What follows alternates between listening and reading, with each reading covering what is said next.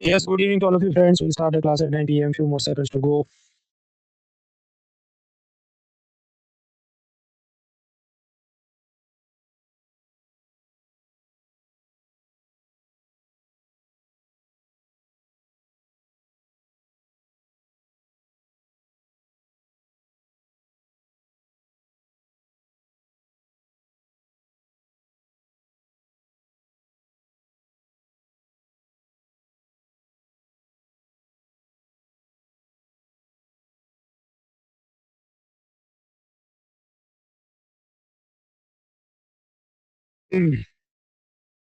All right, friends. So now it is 9 p.m. We'll start this class. My first question is, can you see me? Can you hear me? देख सकते हैं सुन सकते हैं true false में vote करें.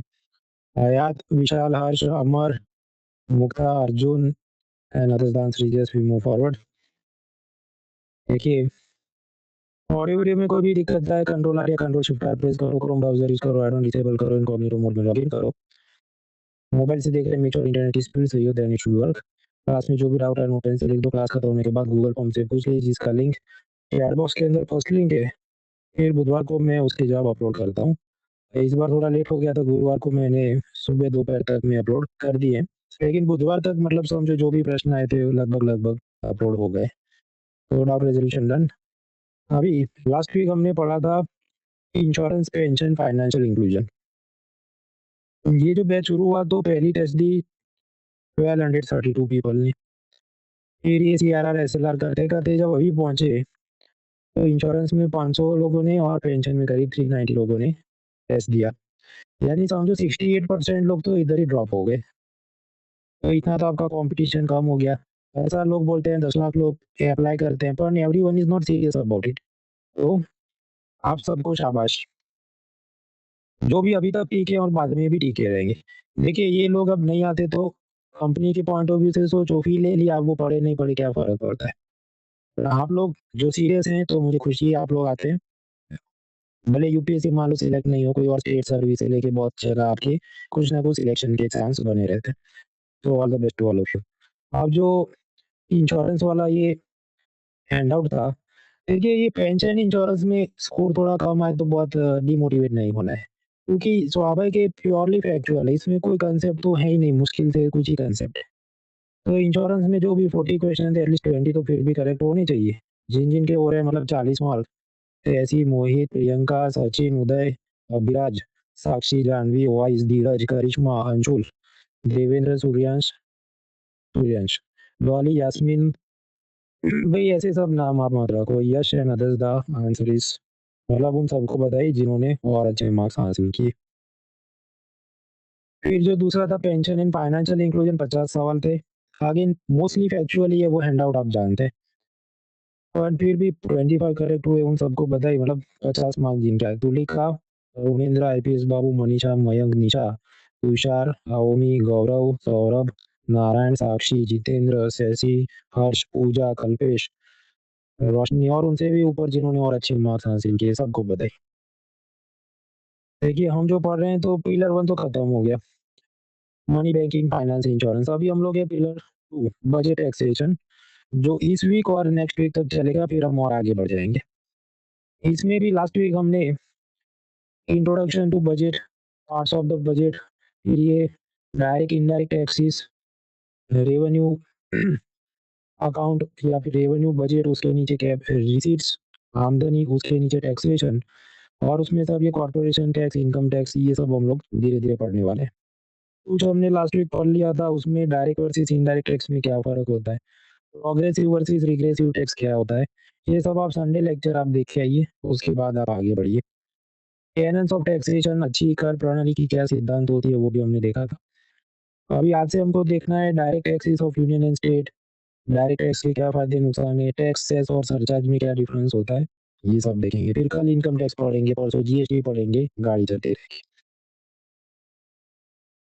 Hand out last week मैंने upload कर दिया था, वही कंटिन्यूड है. तो मतलब आप जाइए अनअकैडमी ऐप, सर्च करो Mohal Patel, courses latest, PCB13 bell icon दबाओ, आपको PDF मिल जाएंगे. उधर से आप, एंड्रॉइड फोन है ऊपर से डाउनलोड होता है बटन, आईफोन में नीचे एरो होता है.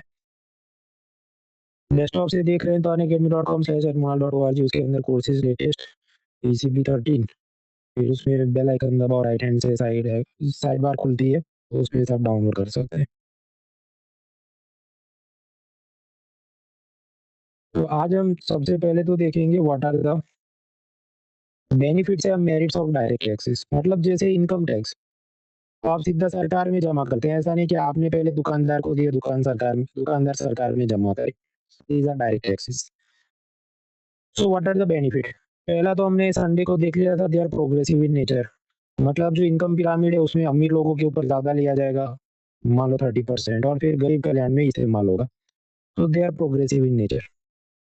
दूसरा, ये जो डायरेक्ट टैक्सेस हैं जैसे इनकम टैक्स, उसमें मान लो सरकार ये कहते हैं कि तुम लोग अगर एलआईसी या एनपीएस में इन्वेस्ट करोगे तो तुम पे कम इनकम टैक्स लगेगा, तुम्हें माफी मिलेगी। ऐसा सब बोल के सरकार सेविंग्स और इन्वेस्टमेंट को एनकरेज कर सकती है। वो कैसे होता है कल हम इनकम टैक्स के लेक्चर में आराम से पढ़ेंगे। इलास्टिसिटी रबर जैसा है, थोड़ा भी आप चेंज करो तो उस हिसाब से जो गवर्नमेंट को ज्यादा इनकम होनी है, कम इनकम होनी है, सामने डिमांड कितनी बढ़नी है, कम होनी है, उन सब में आप फर्क ला सकते हैं। सर्टेनिटी निश्चितता है कि मैं 1 अप्रैल से लेके 31 मार्च नेक्स्ट ईयर तक जितना कमाऊंगा उसमें जो भी 5%, 20%, 30% इनकम टैक्स मुझे लगेगा। तो निश्चित है ये हमारे पॉइंट ऑफ व्यू से भी और गवर्नमेंट के पॉइंट ऑफ व्यू से भी, क्योंकि हर साल गवर्नमेंट डेटा निकालते हो कि अच्छा इतने लोग हैं ये नौकरी करते हैं तो इतना टैक्स तो हमको आना है। तो सर्टेनिटी दोनों साइड से रहती है। करेंसी एक्सचेंज में वॉलेटिलिटी मतलब कभी ये $75 में मिलता है, कभी 85 में। इसको स्टेबलाइज करना हो तो भी डायरेक्ट टैक्स की मदद ली जा सकती है, जैसा एक टोबिन टैक्स है। वो बात क्या है वो नेक्स्ट लेक्चर में इनकम टैक्स और उसके बाद छोटे मोटे टैक्स पढ़ेंगे, then it will become clear to you. छठा, इट प्रमोट्स सिविक कॉन्शियसनेस नागरिक चेतना जगाता है। मान लो आपने 10 रुपए का पार्ले जी बिस्किट लिया, उसके अंदर भी कुछ तो पैसा जीएसटी में गया होगा, but we don't realise it, we don't see it. हाँ भाई ठीक है बिस्किट खा लिया। बिस्किट खा के आप रास्ते पे निकलोगे, सड़क पे गड्ढा है तो आप ये नहीं बोलोगे देखो मैंने पार्ले जी पे जीएसटी दिया था और ये लोग सड़क क्यों नहीं ठीक कर। लेकिन ये जो डायरेक्ट टैक्सेस है जैसे इनकम टैक्स ऐसा है कि आपकी इनकम पे डिपेंड करता है कितना कमाते हो। 12 लाख रुपए तक तो कुछ है नहीं, उसके ऊपर कमाओ तो टैक्स लगता रहे, तो 5%, 20, 30 लग सकते हैं। देन व्हाट हैपेंस कि आप ये सोचना शुरू करते हैं भाई मैं तो मान लो 20 लाख कमाता हूँ और उसके अंदर से 30% सरकार ने टैक्स में ले लिया, और फिर भी ये सड़कें खराब क्यों है, मुझे ये चुभ रहा है। क्योंकि 20 लाख का 30% इज अ बिग अमाउंट, तो आपको हमेशा याद रहता है, दिखता है भाई मैंने बहुत इनकम टैक्स भरा है। तो इट प्रमोट्स सिविक कॉन्शियसनेस नागरिक चेतना फैलाता है। इस कारण से जो इनकम टैक्स पेयर है वो ज्यादा आउटरेज फील करेंगे, गुनाह महसूस करेंगे जब भी उनको लगे कुछ काम ठीक नहीं हो रहा है। जैसे कि मद्रास हाई कोर्ट में एक बार केस आया कि तमिलनाडु का जो सचिवालय मतलब स्टेट सेक्रेटेरिएट ऑफिस होगा जहाँ सीएम और बड़े ऑफिसर बैठते हैं, तो पुराना ठीक ही था उनका बिल्डिंग, लेकिन कि नए आलीशान बनाते हैं, 400 करोड़ रुपए का नया बनाने गए। Then someone filed the PIL, फिर उसको रोका गया। तो ये सब कैसे होता है क्योंकि जो इनकम टैक्स पेयर्स हैं they feel the pinch of it. Direct tax के अब कुछ नुकसान समझते हैं। हम अगर इनकम का पिरामिड या पॉपुलेशन का पिरामिड बना ले हम लोग, तो कल हम देखेंगे, आप समझो आप 12 लाख रुपए तक कमाते हो तो कोई इनकम टैक्स नहीं, जीरो। तो मतलब नीचे बहुत सारे लोग हैं उनसे तो टैक्स लेना नहीं है, सिर्फ 12 लाख या उससे ऊपर जो कमाते हैं उनसे टैक्स लेना है। तो जो पिरामिड है पॉपुलेशन का उसमें बहुत कम लोगों से आप ले रहे हैं। मतलब ये बेस अगर 12 सेंटीमीटर का था तो हम सिर्फ 5 सेंटीमीटर तक ही गहराई में जाके इनकम टैक्स ले रहे हैं। तो डायरेक्ट टैक्सेस है narrow base. On the other hand मान लीजिए बिस्किट या आइसक्रीम पर 18% जीएसटी लगता हो, जो कि है एक इनडायरेक्ट टैक्स। इनडायरेक्ट टैक्स अमीर गरीब सब लोग को भरना पड़ेगा, क्योंकि वो प्राइस के अंदर एम्बेडेड होता है। आप दुकानदार को पे करते हो, सरकार में पे करेगा, तो अमीर या गरीब सब लोगों से वो तो लिया जाएगा। तो जीएसटी और दूसरे इनडायरेक्ट टैक्सेस उनका बेस वाइड होता है, क्योंकि वो एकदम छोटे से छोटे आदमी से भी टैक्स वो चूस लेता है। अब आपको प्रश्न हो तो भाई उस लॉजिक पे इन गरीबों से भी टैक्स लेना चाहिए ना, ऐसा क्यों है कि 12 लाख के ऊपर वाले जो हैं उन्हीं से टैक्स लेना है। ये गरीब आदमी 1 लाख रुपए कमाता हो तो उसे भी 1% इनकम टैक्स ले लो। लेकिन ये करने के लिए आपको सोचो कितने सारे इनकम टैक्स ऑफिसर रखने पड़ेंगे, कितनी मगजमारी हो जाएगी। वो एडम स्मिथ का ये एनन ऑफ इकोनॉमी याद करो कि अगर 100 करोड़ टैक्स कलेक्ट कर रहे हो तो 90 करोड़ स्टाफ की सैलरी में नहीं जाना चाहिए, वो इनकम टैक्स ऑफिसर की सैलरी में नहीं जाना चाहिए। तो कलेक्शन इसका एक्सपेंसिव है, जितने ऑफिसर, स्टाफ सैलरी वगैरह। इस कारण से हम लोग सब पे टैक्स नहीं लगाते इनकम टैक्स। 1 लाख रुपए कमा रहे हैं, उसपे इनकम टैक्स वो लंबे हो जाएँगे कलेक्ट करते-करते। तो नैरो बेस की ओके 12 लाख है, उससे ऊपर वालों को ही पकड़ो। Another problem with income tax and direct taxes is hardship is not counted. मान लीजिए अभी तो खैर ये स्लैब लैब चेंज हो गए, आप 13 लाख रुपए कमाते हैं तो इनकम टैक्स भरना है, भरना है। अब कोई कारपेंटर है जो पूरा दिन ये सब करवट, धंधा ये सब चला के लकड़ी का काम करता है। उसके नीचे उसने कुछ अपनी फैमिली के और लोगों को रखा है। तो पूरा दिन वो पसीना बहाते हैं, मेहनत करते हैं और पैसे कमाते हैं। तो इस पे भी कितना टैक्स? सेम टैक्स लगेगा, जो भी मान लो 5%। और जो आदमी सो रहा है, जिसने ये मुखर्जी नगर में उसके बाप-दादा की बिल्डिंग थी, वो मर गए, अभी सबको रेंट पे चढ़ा दिया है बच्चों को, और उनसे वो पैसे ऐंठता रहता है 15,000 25,000 जो मन में आए, और पूरा दिन वो सोचते रहता है, ऐसा जो मकान मालिक है, 100 कैलोरी भी शायद दिन की वो बर्न नहीं करता होगा, पर उसपे भी सेम टैक्स लगेगा, क्योंकि तुम भी टैक्स के स्लैब में आते हो। तो किसने कितनी मेहनत से पैसा कमाया, वो हार्डशिप इनकम टैक्स नहीं देखता है, और बाकी डायरेक्ट टैक्स भी नहीं देखते। So this is a demerit. Another problem is externality is not counted. Externality क्या है? हम रेड एंड व्हाइट पीने वालों की बात ही कुछ और होती है। मतलब अक्षय कुमार ये सिगरेट की एक ज़माने में ऐसे विज्ञापन करता जब मैं स्कूल में पढ़ता था। अब इसमें उसे जो भी कॉन्ट्रैक्ट मिला मान लो 50 लाख रुपए, तो इसपे मैक्सिमम इनकम टैक्स कितना है? मैक्सिमम इनकम टैक्स याद रखना है 30% है। तो उसको ये इनकम आई, इनकम टैक्स भर देगा। जो कंपनी है वो भी मौज में है कि भाई हमें तो सेल्स हमारी बढ़ गई। लेकिन जो भी लोग फिर सिगरेट फूकेंगे, उनको कष्ट मिल रहा है, मज़ा आ रहा है। आप बाजू में बैठे हैं, खड़े हैं, यू आर एन इनोसेंट बायस्टैंडर, आपको पैसिव स्मोकिंग से आपकी भी हेल्थ खराब होती है। तो इसको बोलते हैं नेगेटिव एक्सटर्नैलिटी। क्योंकि आप समझो यहाँ पर जो रेड एंड व्हाइट कंपनी है उसका हार्ट इमोजी सेल्स हो गई, अक्षय कुमार का हार्ट इमोजी, मेरे को भी मज़ा आ गया, पैसा मिल गया। लेकिन ये जो अनरिलेटेड थर्ड पार्टी है, मेरे आपके जैसे लोग, हमारा सैड इमोजी है, क्योंकि हमें मज़ा नहीं आ रहा है। तो एक्सटर्नैलिटी क्या होती है? It is the impact on the unrelated third party, और ये एक्सटर्नैलिटी नेगेटिव है इस केस में, क्योंकि नुकसान हो रहा है। लेकिन मैक्सिमम आप क्या कर लेते, क्या उखा लेते अक्षय कुमार?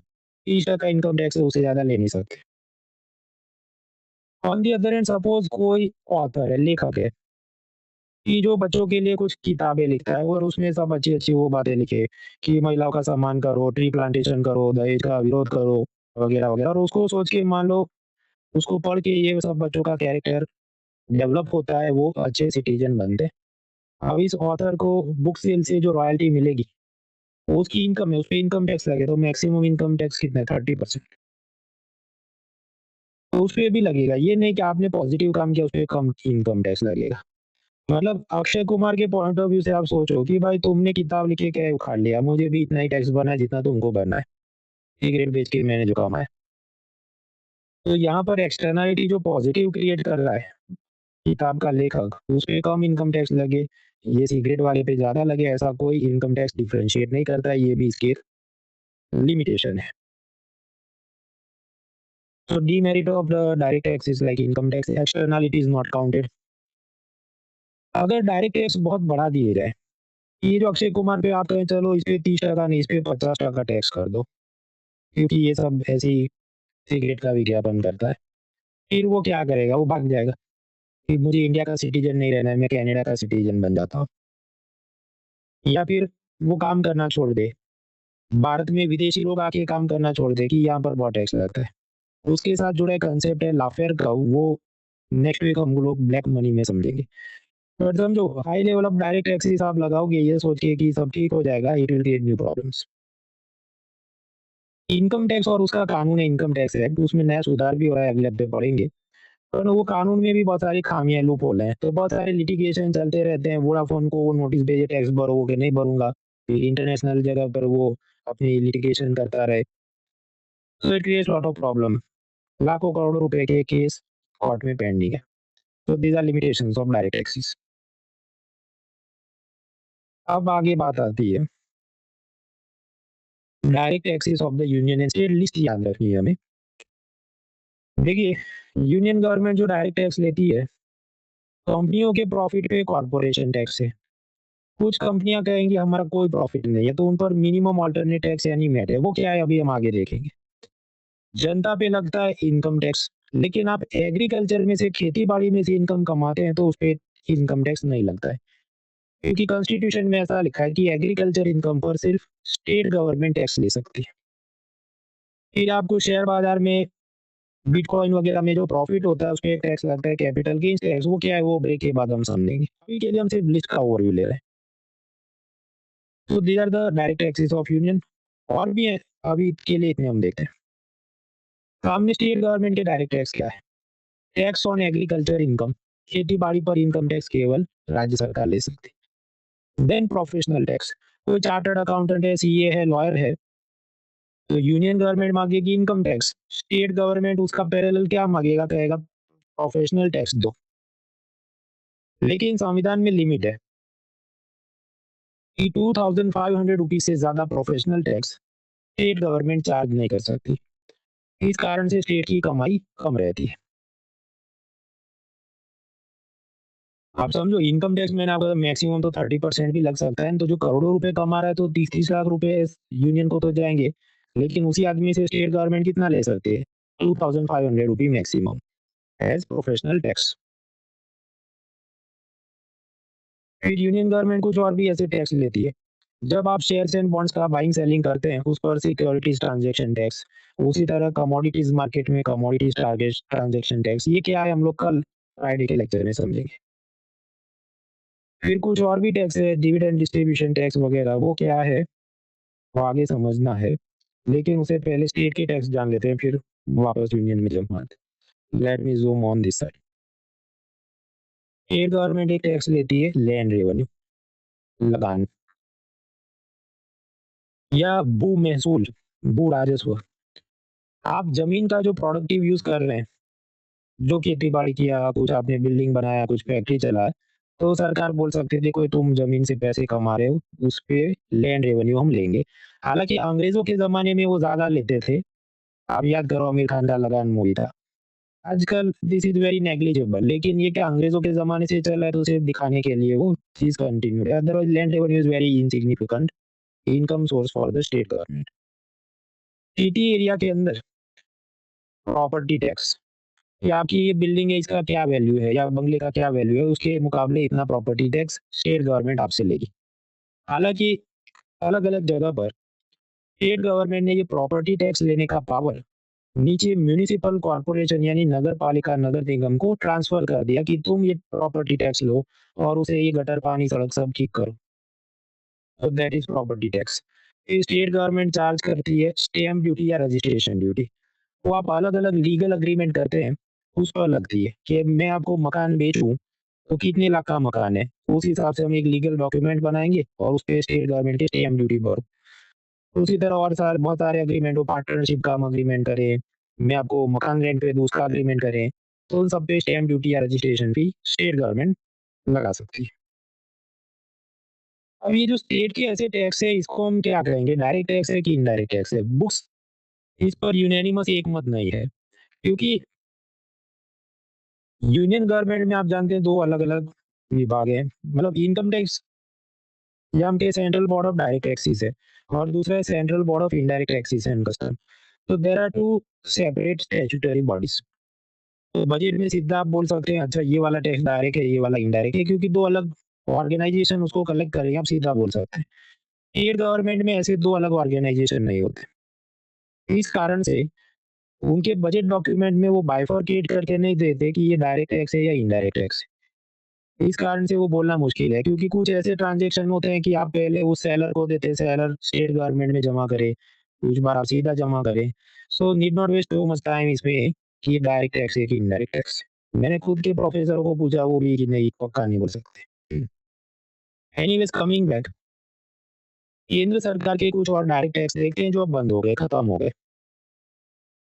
एक जमाने में 2005 टू 9 में सरकार लेकर आई बैंकिंग कैश ट्रांजैक्शन टैक्स। तो ऐसा आपने अपने बैंक अकाउंट से 10,000 रुपये या उससे ज्यादा विड्रॉ किए तो सरकार उस पे टैक्स लगाती थी 0.1% बैंकिंग कैश ट्रांजैक्शन टैक्स। आप समझो आपका खुद का पैसा जो बैंक में पड़ा है, लेकिन आप कैश में निकालोगे 10,000 या उससे ज्यादा निकालोगे तो आप पे टैक्स लगे। प्रश्न पड़ी ऐसा टैक्स क्यों भाई? उसका कारण था कि वो जमाने में जो भी कांग्रेस सरकार सोचती थी कि इसे हम सब डेटा माइनिंग करेंगे, कौन कितना पैसा कैश में निकालता है, फिर उसका क्रॉस चेकिंग करेंगे, रेड मारेंगे। ये सब करने के लिए वो करते थे ताकि लोग कैश कम यूज करें, चेक ट्रांजेक्शन करें, ताकि ब्लैक मनी की तकलीफ कम हो। वो क्या है मुद्दा, ब्लैक मनी नेक्स्ट वीक देखेंगे। लेकिन ये जो टैक्स था अल्टीमेटली बंद कर दिया 2009 में, सरकार ने बंद कर दिया जब उनको लगा कि आजकल पब्लिक अब कैश में कम ही यूज करती है, सब डिजिटल और चेक से हो रहा है तो बंद करो। तो this banking cash transaction tax has been abolished, बंद हो गया है। दूसरा ऐसा एक टैक्स बंद हो गया वो है एस्टेट ड्यूटी, इनहेरिटेंस टैक्स या डेथ टैक्स। वो ऐसा कि ये जो मंसूर अली खान पटौड़ी वो जब मर जाए तो उनकी ये एस्टेट या प्रॉपर्टी जो 800 से 5,000 करोड़ की है, हालांकि वो कुछ एनिमी प्रॉपर्टी एक्ट या कुछ है तो उनके हाथ में नहीं आएगा सैफ अली के, लेकिन वो सब हम उसमें नहीं जा रहे। मुझे आपको आसानी से याद रहे इसलिए कि आप फेमस एग्जांपल दिखाना पड़े, तो सबसे फेमस क्या होगा ये याद नहीं होगा। तो ये जो भी इनका पहले से बंगला है, जब फादर मर जाए बेटे को मिलेगा। तो ये जो भी मान लो 5,000 करोड़ की प्रॉपर्टी है, उस पे सरकार 5% to 40% estate duty, inheritance tax या डेथ टैक्स लगाती थी। लेकिन 1980s के जमाने में ये बंद कर दिया, एबॉलिश कर दिया सरकार ने। क्यों? एक तो कलेक्शन इसमें होता नहीं था, क्योंकि समझो आज की तारीख में कोई मर जाए आपको पता चले सोशल मीडिया और न्यूज वगैरह है। आप 80s का जमाना याद करो, मान लीजिए आसाम के कोई टी प्लांटेशन में आप हैं और फिर बाप दादा मर गए, तो आप 2-3 साल तक बताओ भी नहीं तो बाहर वालों को क्या ही पता चलेगा। तो कलेक्शन कम रहता था। दूसरा अंडर वैल्यूएशन, कि मान लो ये जब प्रॉपर्टी ट्रांसफर हो, ये लोग कागज पे दिखा नहीं 5,000 करोड़ की प्रॉपर्टी का, ये तो 50 लाख का ही बंगला है, तो फिर कम टैक्स भरेंगे। तो ये सब के चलते फिर इनकम टैक्स ऑफिसर्स को कोर्ट में जाना पड़े, अंडर वैल्यूड प्रॉपर्टी है, फिर उसमें लंबी चौड़ी प्रक्रिया, तो सरकार छोड़ो इसको नहीं चाहिए। तो दिस इज एबॉलिश्ड। हालांकि अलग अलग टाइम पे वापस डिमांड होती है कि अमीरों पे ये टैक्स रिज्यूम करना चाहिए, लेकिन वो सब मेंस के मुद्दे तो मेंस में देखेंगे। शाहरुख खान के बन्नत बंगलो मान लो 200 करोड़ का हो, तो सरकार के तुम बहुत मालदार पार्टी हो, तुम बहुत वेल्दी अमीर हो, तो बस तुम सीधा 1% वेल्थ टैक्स भरो। जो भी तुम्हारे ऐसे बंगले और दूसरे एसेट्स हैं जो 30 लाख या उससे ज्यादा के, उस पर सरकार सालाना 1% टैक्स मांगे, वेल्थ टैक्स। ये सरकार ने 2015 में बंद कर दिया कि वेल्थ टैक्स सबसे नहीं लेना है, भले आपके पास जो भी इतना बड़ा एक्सपेंसिव चीजें हो, क्योंकि इसमें भी कलेक्शन कम होता था, लोग छुपाते थे अंडर वैल्यू कि ये 200 करोड़ का बंगला, ये तो 20 लाख का बंगला है। तो wealth tax is also abolished. ऐसा तीसरा बंद हो गया वो है गिफ्ट टैक्स। जेलर मूवी बहुत सुपर हिट रही, तो जो बनाने वाले थे सन प्रोडक्शन या कोई, उन्होंने रजनीकांत को 1 करोड़ की BMW कार गिफ्ट में दे दी। एक जमाने में आपको ऐसी जब महंगी गिफ्ट मिले तो उस पर लगता था गिफ्ट टैक्स। वो असल में मतलब जो पार्टी गिफ्ट दे रही है उसने सरकार में जमा करना पड़े। लेकिन इसमें भी आप जानते हैं लो कलेक्शन, अंडर वैल्यूएशन, आप भाई तो तेरी भी चुप मेरी भी चुप, तो कोई टैक्स है नहीं। इस कारण से सरकार ने इसको भी बंद कर दिया, क्योंकि इसका मतलब ये कि अब रजनीकांत को करोड़ों की BMW मिले तो कोई टैक्स नहीं, नहीं जवाब, टैक्स तो लगेगा। देखिए गाड़ी खरीदी है सन टीवी वालों ने, तो गाड़ी पे GST लगता है, और रजनीकांत को मिली तो अगर ऐसी जो भी गिफ्ट है वो महंगी वाली है तो रजनीकांत की टैक्सेबल इनकम में गिना जाएगा कि आपको 1 करोड़ का कुछ इनकम आया है, भले गाड़ी के स्वरूप में आता नहीं, आपका इनकम है, और इस पे जो भी है 5, 20, 30% आपको इनकम टैक्स भरना पड़ेगा। तो गिफ्ट टैक्स भले बंद हो गया पर GST चालू है और इनकम टैक्स चालू है, जिसको गिफ्ट मिला उसको इनकम टैक्स भरना पड़ेगा। एक गिफ्ट टैक्स भी था, ये भी बंद हो गया। फिर एक था फ्रिंज बेनिफिट टैक्स, वो भी बंद हो गया।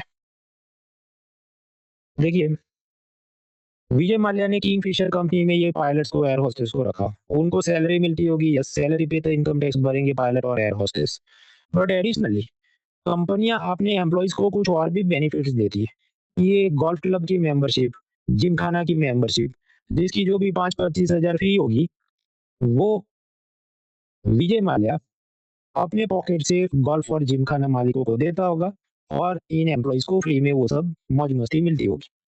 तो इसे हम कहते हैं फ्रिंज बेनिफिट, यानी सैलरी के बियॉन्ड जो कंपनी आपको मज़े करवाए। एक ज़माने पे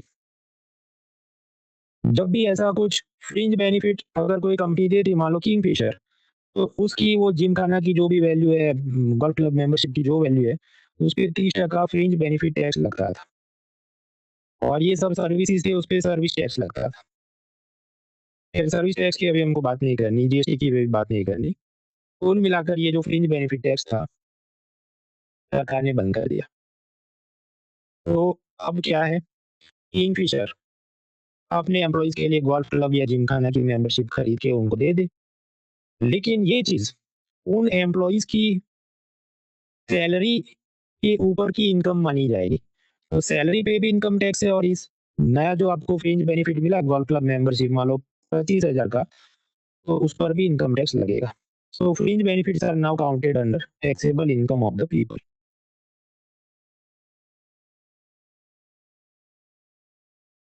तो यूनियन के कुछ टैक्सेस जो अभी चालू है, बायबैक टैक्स, वो क्या है आगे देखते हैं। शेयर जब कंपनियां बायबैक करती है, गिफ्ट टैक्स मैंने बताया रजनीकांत बीएमडब्ल्यू खत्म हो गया। Fringe benefit tax Kingfisher golf club membership खत्म हो गया। ऐसा एक और था, होटल रिसीट टैक्स, कि आप होटल में जाओ, खाना खाओ, रहो, तो उस होटल बिल पे कस्टमर ने खुद सरकार में टैक्स भरना पड़ता था, होटल रिसीट टैक्स। वो भी सरकार ने बंद कर दिया, क्योंकि समझो ये सब में कमाई नहीं होती होगी, लोग छुपाते होंगे, बहुत सारी प्रॉब्लम्स होंगी। So these are gone. आप कहे तो चले गए तो क्यों बता रहे हो। स्टेट सर्विस एग्जाम में मित्रों ऐसा है कि कुछ बार यही थियरी 10 साल तक वो पूछते रहते हैं। So I have told you. Now some other direct taxes of the state government. State government जब आप कुछ गाड़ी, बुलडोजर कुछ खरीदो, उस पर एक टैक्स लगाती है, रोड टैक्स। मतलब जीएसटी तो लगता ही है, बट एडिशनली एक और चीज लगती है, रोड टैक्स, जो स्टेट गवर्नमेंट लेती है। अब प्रश्न की तो भाई ये क्या डायरेक्ट टैक्स है कि इनडायरेक्ट टैक्स है, ये सब डिबेटेबल है। क्योंकि ऐसा होगा, मान लो कि स्मॉल व्हीकल पर आप वो शोरूम के मालिक को दोगे और वो स्टेट गवर्नमेंट को जमा करे। आप ये कुछ बुलडोजर या हैवी ट्रक खरीदो, हो सकता है उसमें ऐसा हो कि वो बाहर ने खुद सरकार में जमा करना पड़े। वो पूरी क्या चीजें हैं, वो सब में हम टाइम वेस्ट नहीं करेंगे। तो ये रोड टैक्स डायरेक्ट है कि इनडायरेक्ट, ये भी बोलना मुश्किल है। खैर मैंने आपको बता दिया। इस पर विद्वानों में मतभेद है। The people are not unanimous कि इसको आप डायरेक्ट टैक्स बोलोगे कि indirect tax, because in some cases बाहर ने सीधा जमा करना पड़ता है।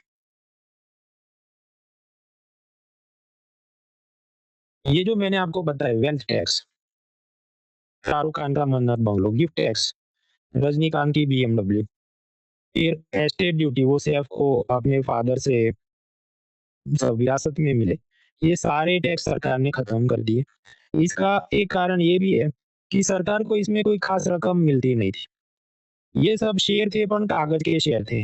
Government was not earning much money out of it, तो इसलिए इनको पेपर टैक्स भी कहा गया। तो ये जो 3 टैक्स मैंने आपको बताए, याद रखना ये पेपर टैक्स है। आपके तो फ्रिंज बेनिफिट भी बंद हो गया, क्या वो भी पेपर टैक्स था? देखिए एनसीईआरटी में 3 की लिस्ट दी है, तो हम लोग 3 पढ़ेंगे। उसके बियॉन्ड ये था, वो सब ऐसा है। युधिष्ठिर जो बोल के गया द्रोणाचार्य को कि जो अश्वत्थामा मरा है, नरो वा कुंजरो वा, वो आदमी मरा कि हाथी मरा मेरे को नहीं मालूम। उसे इन्वेंट करने नहीं बैठेंगे। इन्होंने लिखा है एनसीईआरटी में 3, तो हम 3 ही याद रखेंगे। तो हमने समझ लिया डायरेक्ट टैक्स, उसके फायदे नुकसान क्या हैं। यूनियन और स्टेट गवर्नमेंट के डायरेक्ट टैक्स देखे। अभी भी परेशान नहीं होना है, ये टैक्स में अभी हम और आराम से पढ़ेंगे, then it will become more clear. अच्छा कॉर्पोरेशन टैक्स क्या, मिनिमम अल्टरनेट टैक्स क्या वगैरह। फिर हम लोग टैक्स से सरचार्ज ये भी समझना है, लेकिन वो फ्रेश माइंड से समझते हैं। एक ब्रेक लेते हैं, ब्रेक के दौरान ये रविवार तक हमने जो पढ़ा था उसमें से क्वेश्चन ट्राई करें। Break for 5 minutes.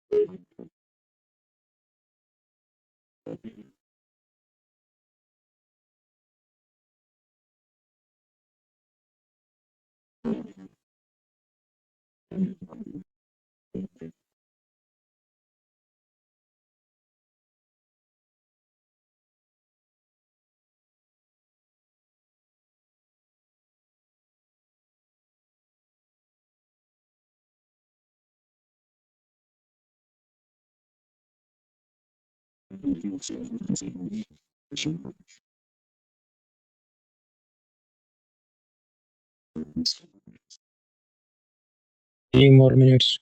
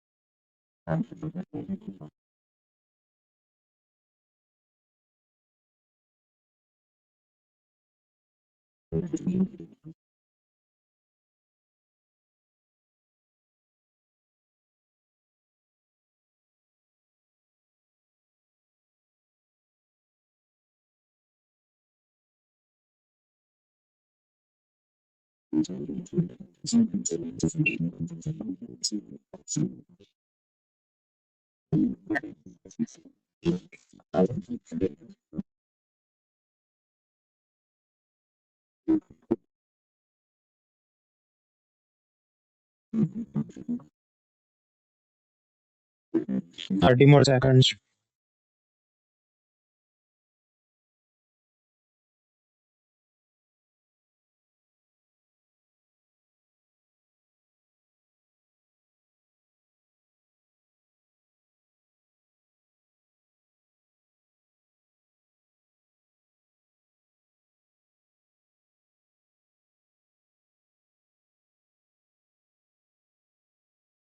हाँ तो मित्रों आपको क्या लगता है ABCD voting line timer starts in 3 2 1 start.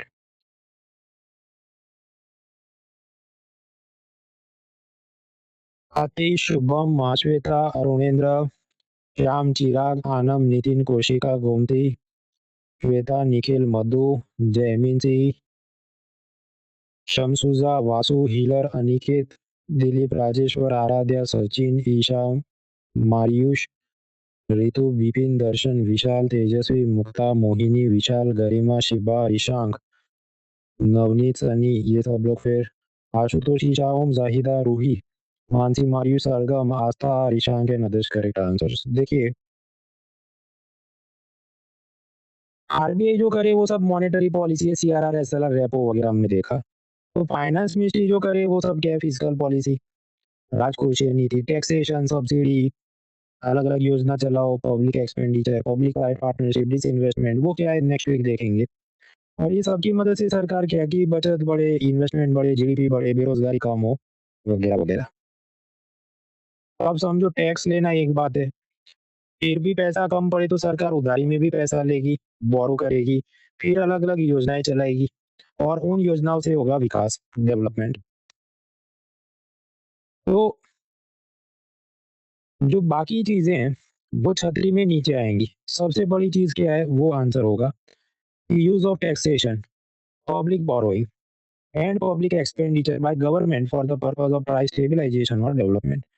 तो सबसे ज्यादा बृहद या मैक्रो या वाइडेस्ट अम्ब्रेला कौन सा है, वो है फिजिकल पॉलिसी, उसके नीचे छोटी छोटी और चीजें आएंगी। तो best answer for this is C. So the answer is C. बाकी चीजें भी ठीक लगे पर समझो वो अम्ब्रेला में नीचे है, सबसे बड़ा अम्ब्रेला है C. Interesting question. Coming back, अब हमें समझना है ये टैक्स, सेस और सरचार्ज क्या है। देखिए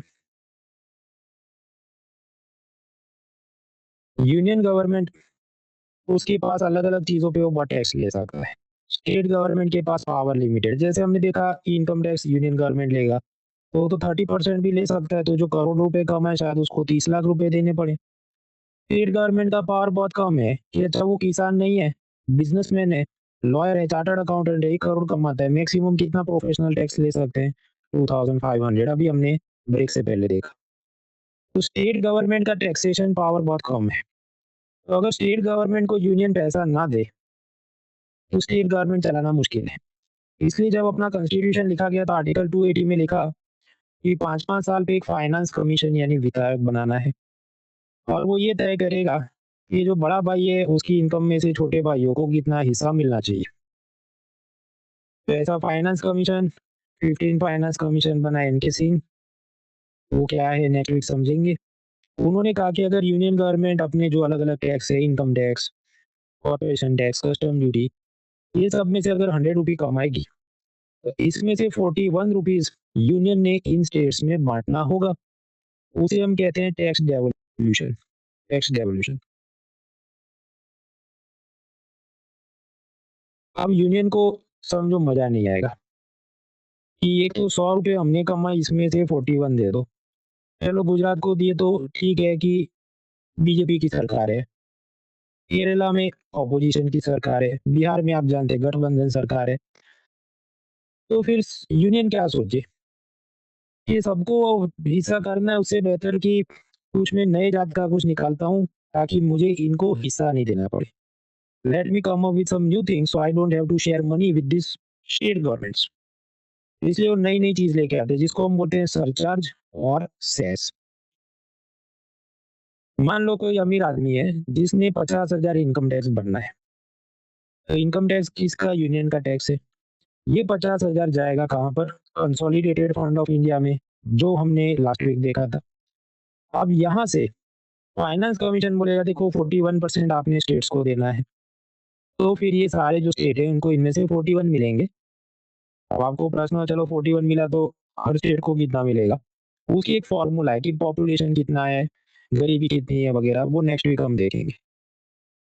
अभी इतना याद रखो कि ठीक है इनकम टैक्स लिया यूनियन ने, उसमें से स्टेट को 41 रुपीज मिलेंगे। अब सरकार मतलब यूनियन गवर्नमेंट ये सोचे कि मैं थोड़ा और टैक्स लेना चाहता हूँ, लेकिन अगर पूरा बढ़ा दूंगा तो ये नीचे भी सबको देना पड़ेगा, इसलिए मैं अलग से एक खिलौना करता हूँ और मैं अपने छोटे भाइयों को उसे खेलने नहीं दूंगा। उसे बोला सरचार्ज।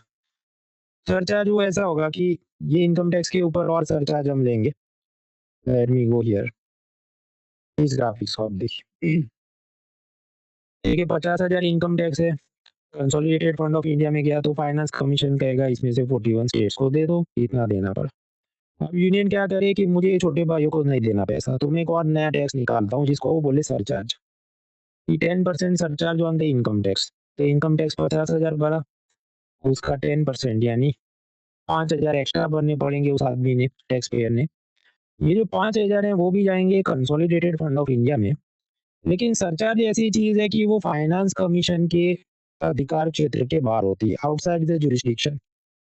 फाइनेंस कमीशन कुछ बोल नहीं सकता, और बोले तो यूनियन मानेगा नहीं, इसलिए यहाँ से स्टेट को कुछ पैसे नहीं मिलेंगे। तो समझो ये 5,000 ऐसे हैं कि ये सिर्फ और सिर्फ केंद्र सरकार इस्तेमाल कर सकती है, राज्यों को कुछ नहीं मिलेगा।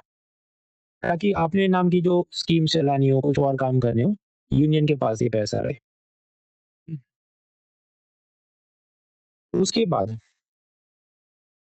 अभी भी भूख शांत नहीं होगी। नहीं, ये एक झुनझुना तो हमने ले लिया, अभी एक छोटा झुनझुना बनाते हैं और ये भी छोटे भाइयों को हम नहीं खेलने देंगे, सिर्फ हम खेलेंगे। तो उसको बोलेंगे सेस।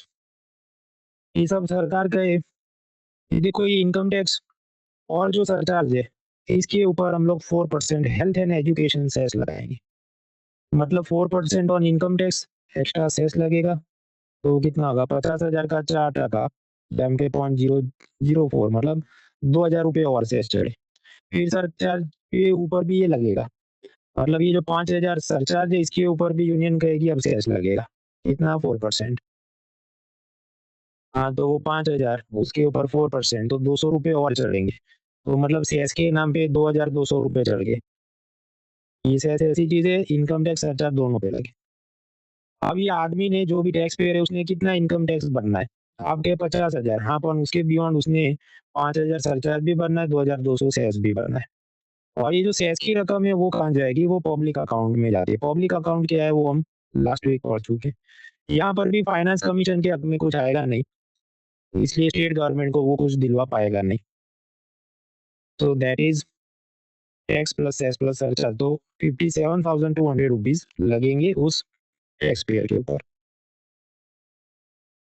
ये एग्जैक्ट कैलकुलेशन याद नहीं रखनी है, हमें बस फिलोसॉफी समझनी है कि ऐसी और दो चीजें सरकार ने क्यों बनाई है, ताकि स्टेट्स को देना नहीं पड़े। That is the idea. मैं आपको 30 सेकंड देता हूँ, पहले इसको दिमाग में उतारो, फिर इसमें और बाकी चीजें हम समझेंगे। 30 सेकंड्स।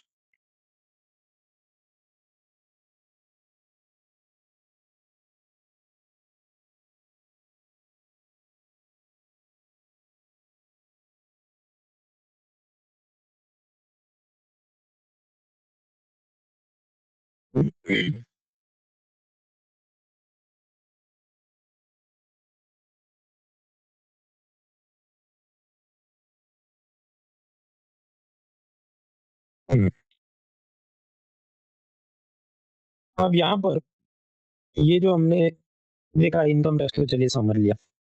कैलकुलेट कैसे होता है वो कल के लेक्चर में देखेंगे। उसके ऊपर मैंने आपको पता चलता है सरचार्ज जो कंसोलिडेटेड फंड में जाता है और उसमें से स्टेट को कुछ नहीं मिलता। ये जो सरचार्ज है वो यूनियन की विषय इच्छा है, उस हिसाब से जिस पे भी उनको डिफेंस पे खर्च करना है, हाईवेज पे करना है, एग्रीकल्चर पे, वो अपने हिसाब से कर सकते हैं। सरचार्ज का क्या उद्देश्य है, क्यों ले रहे हो, ऐसा मोटिव यूनियन गवर्नमेंट स्पेसिफाई नहीं करती है, और अलग अलग टैक्स पे सरचार्ज लगाते रहती है। लेकिन 2018 में इन्होंने एक सरचार्ज लगाया, उस पे उन्होंने बोला कि हम एक खास काम से ले रहे हैं, तो उसको कहा गया सोशल वेलफेयर सरचार्ज। जो इम्पोर्टेड चीज आप मंगवाते हैं उस पे एक इनडायरेक्ट टैक्स लगता है, कस्टम्स ड्यूटी। उसके ऊपर एक सरचार्ज लगा दिया, सोशल वेलफेयर सरचार्ज। ये सब समाज कल्याण में हम पैसा यूज करेंगे। तो हर बार वो सरचार्ज को ऑब्जेक्टिव नहीं बताते, एक बार बताया था, वो भी बहुत याद नहीं रखना, ही तो मैंने आपको बता दिया कि ऐसा भी होता है। फिर हमने देखा कि सेस, सेस ऐसी रकम है वो इनकम टैक्स में भी लगे और उसके ऊपर लगने वाले सरचार्ज के ऊपर भी लगे, और ये जाएगी पब्लिक अकाउंट में और स्टेट को कुछ मिलेगा नहीं। अब ये जो सेस होता है उसका मोटिव या objective union government clearly define करती है। ये हेल्थ एंड एजुकेशन सेस, तो मतलब क्या, शिक्षा स्वास्थ्य के लिए जाएगा। पेट्रोल डीजल पे लगाएगी, एक्साइज ड्यूटी उस पे करेगी। इंफ्रास्ट्रक्चर सेस तो इंफ्रास्ट्रक्चर में यूज करेंगे। स्वच्छ भारत सेस कभी लगाए तो टॉयलेट बिल्डिंग के लिए। कृषि कल्याण सेस तो फार्मर वेलफेयर के लिए। तो फिर वो एक स्पेसिफिक स्पेसिफिक ऑब्जेक्टिव से लिया जाता है और सिर्फ उस स्पेसिफिक ऑब्जेक्टिव में यूज किया जाता है। तो दैट इज सेस। ये जो सेस है मैंने आपको बताया पब्लिक अकाउंट में जाता है। तो ऐसी बात है कि for example union government petrol diesel पर एक्साइज ड्यूटी नाम का एक इनडायरेक्ट टैक्स लेती है, जीएसटी नहीं लेती है। ऐसा क्यों? वो कारण हम लोग रविवार तक पहुंच जाएंगे। अभी के लिए याद रखो, पेट्रोल डीजल पे लगती है एक्साइज ड्यूटी, उस पे यूनियन का एक और टैक्स हमको लेना है, मतलब सेस लेना है, रोड इंफ्रास्ट्रक्चर सेस। और ये पैसा जाएगा पब्लिक अकाउंट में। यस। अब समझो पब्लिक अकाउंट एक हार्ड डिस्क ड्राइव है, तो उसमें आप पार्टीशन करेंगे, सी ड्राइव है, डी ड्राइव है, ई ड्राइव है। सी ड्राइव में ऑपरेटिंग सिस्टम होगा, डी ड्राइव में डॉक्यूमेंट्स होंगे, ई ड्राइव में एंटरटेनमेंट मूवीज वगैरह होंगे। उसी तरह जो पब्लिक अकाउंट है उसके नीचे भी यूनियन गवर्नमेंट चाहे तो छोटे छोटे पार्टीशन या ड्राइव्स बना सकती है। तो इन्होंने बना, देखो एक पब्लिक अकाउंट के नीचे एक और अकाउंट हम बनाते हैं, सेंट्रल रोड इंफ्रास्ट्रक्चर फंड, और फिर इसके अंदर ये सेस की रकम जाएगी। तो ऐसे वो अलग अलग अकाउंट्स बना सकते हैं। और इसमें से क्या फाइनेंस कमीशन को कुछ बोलने का हक है, क्या स्टेट गवर्नमेंट को कुछ हिस्सा मिलने का हक है? तो ज्यादा कुछ नहीं है। अब आप समझिए कि जब पब्लिक अकाउंट के अंदर गवर्नमेंट ने पहली बार ये पार्टीशन किया होगा या अलग से फंड बनाया होगा, central infrastructure fund, road infrastructure fund, तब पार्लियामेंट की मंजूरी लेनी पड़ेगी कि हम ये नया इसमें पार्टीशन कर रहे हैं। तो फर्स्ट टाइम जब ऐसा कोई फंड बनाया जाए तो पार्लियामेंट की परमिशन लेनी है। फिर हर साल इसमें क्या पैसा आएगा, किधर जाएगा, उसमें पार्लियामेंट की परमिशन नहीं लेनी है, क्योंकि मैंने आपको बताया ये पब्लिक अकाउंट है। पब्लिक अकाउंट से पैसा विड्रॉ करने के लिए parliament permission not required. So that is cess on petrol diesel. ऐसा जरूरी भी नहीं है कि हर एक सेस का अलग से ऐसा पार्टीशन बनाया जाए पब्लिक अकाउंट के अंदर। कुछ ऐसे सेस होते हैं कि वो सीधे ही चले जाए पब्लिक अकाउंट में। जैसे आप देखिए कि ये नए जनरेशन के लोग हैं, वो क्या करेंगे कि पार्टीशन के हिसाब से सेव करेंगे कि जी में डॉक्यूमेंट्स है, जी में गेम्स है, ई में एंटरटेनमेंट है।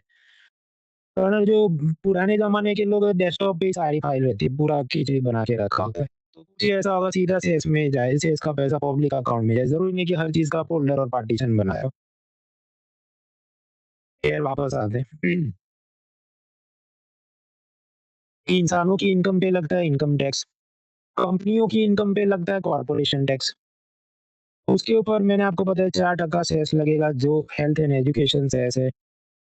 इसमें से पैसा किधर जाएगा? तो पब्लिक अकाउंट में उन्होंने एक नीचे पार्टीशन बना दिया, प्रधानमंत्री स्वास्थ्य सुरक्षा निधि, प्रधानमंत्री स्वास्थ्य सुरक्षा निधि, तो उधर वो सब पैसा जाएगा हेल्थ एजुकेशन के काम के लिए। और सरकार ने कहा ये नॉन लाभसेबल है। नॉन लाभसेबल क्या है वो नेक्स्ट वीक पिलर 2D में देखें। अभी वो समझ लेंगे 5 मिनट आ जाएंगे, तो अभी उसमें नहीं जा रहे, पिलर 2D में हम समझ लेंगे। ये जो पैसा इसे क्या गया, अलग अलग स्कीम चलाएंगे, आयुष्मान भारत वगैरह, ये स्कीम का भी अभी हम चर्चा नहीं करेंगे। छठे पिलर ह्यूमन रिसोर्स डेवलपमेंट के अंदर हेल्थ की सारी स्कीम एक साथ पढ़ेंगे। अभी के लिए sufficient to know income tax, उसके ऊपर लगे रहते हैं, उसमें से कुछ पैसा जाता है एक सेपरेट अकाउंट में अंडर द पब्लिक अकाउंट, और वहां से हेल्थ की स्कीम चलाने का काम करते हैं। अब ऐसा हर एक जो इन्होंने पब्लिक अकाउंट के नीचे बनाया उसका क्या कानून है, क्या सिस्टम है, वो सब हम ढिंडोरा सरकार ने नहीं पीटा तो हम जानने नहीं बैठेंगे, वरना लंबे हो जाएंगे। कौन सी चीज पे क्या सेस लगता है वो आपके हैंडआउट में दिया है, लेकिन अभी परेशान नहीं होना, क्योंकि हमें अभी जीएसटी भी समझना है। उसका सेकंड हैंडआउट होगा, then it will make more sense to you कि कितने कितने जात के सेस होते हैं। अभी बेसिक आइडिया लेना था तो हमने टैक्स से सरचार्ज का बेसिक आइडिया ले लिया। अब इसके बाद हम लोग जाएंगे डायरेक्ट टैक्सेस में। डायरेक्ट टैक्सेस में corporation tax, Google tax, MAT, dividend distribution tax, buyback tax, capital gains tax, income tax वगैरह वगैरह है। ये देखिए कुछ लोड नहीं लेना है, आज और कल लेक्चर खत्म करोगे फिर एकदम आसान चीज है, कुछ दम है नहीं इसमें। एक एक करके समझते हैं। सबसे पहले कंपनियों पे लगने वाला कॉर्पोरेशन टैक्स। मान लीजिए मुकेश अंबानी ने एक जियो फोन बेचा 1500 रुपीज में, फिर 1500 रुपये जो कमाए वो इनका टर्नओवर या सेल्स। ऑफकोर्स इसके ऊपर जीएसटी लगेगा, पर अभी हम जीएसटी की बात नहीं कर रहे हैं, वो इनडायरेक्ट टैक्स है। अभी हम लोग सिर्फ डायरेक्ट टैक्स की बात कर रहे हैं। तो डायरेक्ट टैक्स कंपनियों के प्रॉफिट पे लगेगा और उसका नाम है कॉर्पोरेशन टैक्स। और वो कॉर्पोरेशन टैक्स कितना है? अलग अलग रेट है। एक रेट है 25 टका, आपके 1500 रुपए पे 25% और टैक्स चढ़ जाएगा, मुकेश अंबानी पे ज़्यादा नहीं। क्योंकि ये टैक्स प्रॉफिट पे लगता है, सेल्स पे नहीं। तो सेल्स तो है 1500 रुपए का और मुकेश अंबानी बोलेंगे भाई स्टाफ को सैलरी 100 रुपए का दिया, ये अपना शोरूम चलाने का 100 रुपए का लाइट बिल आया है, ये फ़ोन बनाने के लिए रिसर्च डेवलपमेंट में 100 रुपए खर्च हुए और जो ये मशीनरी के अंदर ये फ़ोन बनाते हैं, उस मशीनरी के अंदर भी जो रिपेयर मेंटेनेंस उसका वायर चेंज करना था, गियर चेंज करना था, ऑयल बदलना था, 100 रुपए उसका खर्चा है। तो ये सब मेरे खर्चे हैं, उसको माइनस करो then you will find the profit. मान लो प्रॉफिट निकले 1100 रुपए ओनली। तो जो कंपनियों के प्रॉफिट पे लगता है corporation tax which is a direct tax Mukesh Ambani ने सीधा सरकार में देना है, वो इस प्रॉफिट पे लगेगा। कितना लगेगा वो डिपेंड करता है नई कंपनी है, पुरानी कंपनी है वगैरह। मुकेश अंबानी क्योंकि पुरानी कंपनी है तो 15 माफ कीजिए 25% कॉर्पोरेशन टैक्स लगेगा। अब यहाँ पर कुछ बार सरकार टैक्स में देगी माफी, छूट देगी, एग्जेम्पशन देगी। वैसा कि सरकार एक लॉलीपॉप दे दे कि देखो मुकेश भाई ये जो आप इलेक्ट्रिसिटी खरीदते हो, ये तो कोयला जला के खरीदते हो which is not good for sustainable development and climate change. तो आप ये करो कि आप सोलर इलेक्ट्रिसिटी खरीदो और सोलर इलेक्ट्रिसिटी में 100 रुपए का लाइट बिल आया। ये मान लो मुकेश अंबानी ने खुद एक सोलर पैनल लगा दिया, उसमें से वो बिजली पैदा करके ये फ़ोन का मैन्युफैक्चरिंग करते हैं, दुकान की लाइट चलाते हैं। अगर आप ऐसा करेंगे, क्लीन एनर्जी यूज़ करेंगे, तो भले वो 100 रुपए की सोलर इलेक्ट्रिसिटी यूज़ हुई, हम आपको 2x बेनिफिट देंगे। मतलब मुकेश अंबानी यहाँ पर दुगना क्या होगा 200 रुपए, तो 200 रुपए माइनस कर देंगे। तो समझो सेल्स में से 200 माइनस होंगे तो प्रॉफिट और कम हो जाएगा। असल में कम नहीं हुआ, काल्पनिक ये तो बात है। क्योंकि सरकार ने इंसेंटिव देने के लिए तुम ये करो और फिर डबल माइनस कर देना, हम कुछ नहीं बोलेंगे। तो असल में मुकेश अंबानी का प्रॉफिट ज़्यादा रहेगा पर यहाँ पर उसको टैक्स में वो अलग दिखेगा। उसी तरह रिसर्च डेवलपमेंट में आप और सब सर्च करो 5G, 6G, 7G कैसे बनाना है। तो रिसर्च डेवलपमेंट में आप जितना खर्चा करो सपोज़ 100 तो गवर्नमेंट का 2x फ़ायदा देंगे। अब 200 माइनस कर दो। अब जब आप ऐसा करेंगे, तो ये सब जब आप माइनस करोगे, तो प्रॉफिट जो असल में कितना है 1100 लेकिन अब मुकेश अंबानी का प्रॉफिट हो जाएगा 900। असल में कम नहीं हुआ है, ये तो अकाउंटिंग एक्सरसाइज़ है क्योंकि सरकार लॉलीपॉप दे रही है और इस 900 रुपए पे अब मुकेश अंबानी ने 25% कॉर्पोरेशन टैक्स भरना है। यानी असल में कम टैक्स भरना पड़ेगा मुकेश अंबानी ने। तो कॉर्पोरेशन टैक्स के अंदर ऐसे सब फायदे देके सरकार कंपनियों को मोटिवेट करती है कि आप अपना जो प्रोडक्शन स्टाइल है वो एक खास तरीके से करो ताकि अपनी इकोनॉमी को और बाकी भी जो सोशल एनवायरनमेंट बेनिफिट है उसको फायदा मिले। असल में ये इससे ज़्यादा कॉम्प्लेक्स है और मैं असल का समझाने बैठूंगा लंबा हो जाएगा और हम यहाँ चार्टर्ड अकाउंटेंट का पढ़ने नहीं बैठे तो बेसिक फिलोसॉफी समझ दी। ओके चलो ठीक है, ये सब ऐसे एग्जाम्पशन डिडक्शन टैक्स बेनिफिट दिए जा सकते हैं ओके। अब ये कंपनियों के प्रॉफिट पे लगता है कॉर्पोरेशन टैक्स, मैंने आपको बताया 25% लगता है। तो अलग अलग स्लैब से कोई नई मैन्युफैक्चरिंग कंपनी 1 अक्टूबर 2019 के बाद रजिस्टर की गई तो सरकार कहेगी तुम्हारे प्रॉफिट पे 15% तो कॉर्पोरेशन टैक्स है, उस पे ये हेल्थ एजुकेशन वाला सेस और सरचार्ज है। तो अब ये और ये और ये सब ऐड करो अराउंड 17% उसको भरना पड़ेगा। जो पुरानी एग्जिस्टिंग इंडियन कंपनी है जैसे रिलायंस, टीसीएस, टाटा मोटर्स, तो उन पे लगेगा प्रॉफिट पे 22% कॉर्पोरेशन टैक्स, उस पर ये सरचार्ज, हेल्थ एजुकेशन सेस वगैरह, तो कुल मिला के 25% उनका प्रॉफिट में से सरकार ले लेगी। जो कोई विदेशी कंपनी भारत में ऑपरेट करके प्रॉफिट कमाए, ये फेसबुक, गूगल वगैरह, तो पहले उन पे 40% लगता था, फिर कम किया 35% टैक्स, सेस, सरचार्ज ये सब चढ़ेगा। तो ये जो सेस है वो वही हेल्थ एजुकेशन वाला सेस है। आप कहे तुम सेस तो आखिर में लगता है ना, पहले टैक्स और सरचार्ज लगता है, उस पे सेस लगता है। भाई समझो यहाँ मुझे आपको बेसिक आइडिया देना है। मैं वकील जैसा इसको बनाने बैठूँगा तो मैं भी लंबा हो जाऊँगा, आप भी लंबे हो जाएँगे। बेसिक फिलॉसफी समझो, we are not here for chartered accountant exam. Now comes a problem. ये मैंने आपको बताया कि कंपनी का रियल प्रॉफिट था 1100, फिर सरकार ने कहा देखो क्लीन एनर्जी रिसर्च डेवलपमेंट में खर्चा करो, तुमको ज़्यादा हम जो भी डिडक्शन, डेप्रिसिएशन, एग्जेम्पशन वगैरह के फ़ायदे देंगे। अब कुछ कंपनियाँ इसको मिसयूज़ करने लगी कि वो इतना सब ये सब क्लेम करे, माइनस कर दे, मैनिपुलेट करे कि उसका प्रॉफ़िट ज़ीरो हो जाए और कहे हमारा कोई प्रॉफ़िट नहीं है। हमको इंडियन आइडल बना दो, हम बहुत गरीब हैं, हम कोई कॉर्पोरेशन टैक्स नहीं भरेंगे। तो ऐसी कंपनियों को बोला गया ज़ीरो प्रॉफ़िट कंपनी। असल में उसको प्रॉफ़िट हो रहा है, लेकिन क्या है ऐसी जो भी सब लूप होल्स हैं, उसका फ़ायदा उठाकर वो अपना प्रॉफ़िट ज़ीरो दिखा देगा। तो सरकार ने सोचा राजीव गांधी के ज़माने में कि ऐसी ज़ीरो प्रॉफ़िट कंपनियाँ, ज़ीरो टैक्स कंपनी जो बदमाशियाँ कर रही हैं, using the tax deduction, exemptions वगैरह, तो इनको हम लोग डरेंगे, कहेंगे इन पे टैक्स लगाएँगे और उस पर जो टैक्स चढ़ेगा उसको हम कहते हैं मिनिमम अल्टरनेट टैक्स यानी मैट। मैट कैसे लगता है? तो वो ऐसा है कि कंपनी के बुक प्रॉफ़िट पे 15% लगता है। मतलब समझो ये आदमी बोला मेरा कोई प्रॉफ़िट नहीं है तो भी इसको जो भी 15% या कुछ मैट भरना पड़ेगा। आपके पास प्रॉफ़िट तो ज़ीरो है तो कैसे भरेगा? भाई उसकी अलग फ़ॉर्मूला होगी, अब वो क्या है वो हम समझने नहीं बैठेंगे। तो MAT is for such companies which are claiming zero profit. It is a special formula जिससे उनका वो सब जो भी मिसयूज़ किया उसने रूल्स का, लूपहोल यूज़ किए उसको डिटेक्ट करके सरकार टैक्स माँगेगी। असल में कैसे काम करता है भई हम चार्टर्ड अकाउंटेंट का पढ़ने नहीं आए, तो बाकी तो मुझे भी नहीं पता वो कैसे काम करता है। हुँ, तो ऑर्गेनाइज़ेशन को प्रॉफ़िट हुआ, लेकिन वो बोल रहा है मेरी तो कोई ज़ीरो इनकम है, ज़ीरो प्रॉफ़िट है। ऐसे अगर कंपनी है, मान लो किंगफिशर, तो उसपे लगे मैट, मिनिमम अल्टरनेट टैक्स। लेकिन अगर अमूल कंपनी ऐसा बोल दे, तो अमूल असल में कंपनी नहीं है, अमूल एक कोऑपरेटिव सोसाइटी है। वो क्या है पिलर 4 में देखेंगे, 4A एग्रीकल्चर में। तो कोऑपरेटिव सोसाइटियों को भी समझो अपनी इनकम प्रॉफिट के ऊपर तो टैक्स भरना पड़ता है, कॉर्पोरेशन टैक्स। लेकिन वो भी अगर ऐसी बदमाशी करे, तो उनके ऊपर भी ऐसा टैक्स लगता है। उसको कहते हैं ईएमटी, अल्टरनेट मिनिमम टैक्स या समथिंग। वो हमारे लिए बहुत काम का नहीं है। लेकिन क्योंकि कुछ बार बजट में बोलेंगे ऐसा किया, वैसा किया, तो मैंने आपको एक लाइन में बता दिया कि ऐसा भी होता है।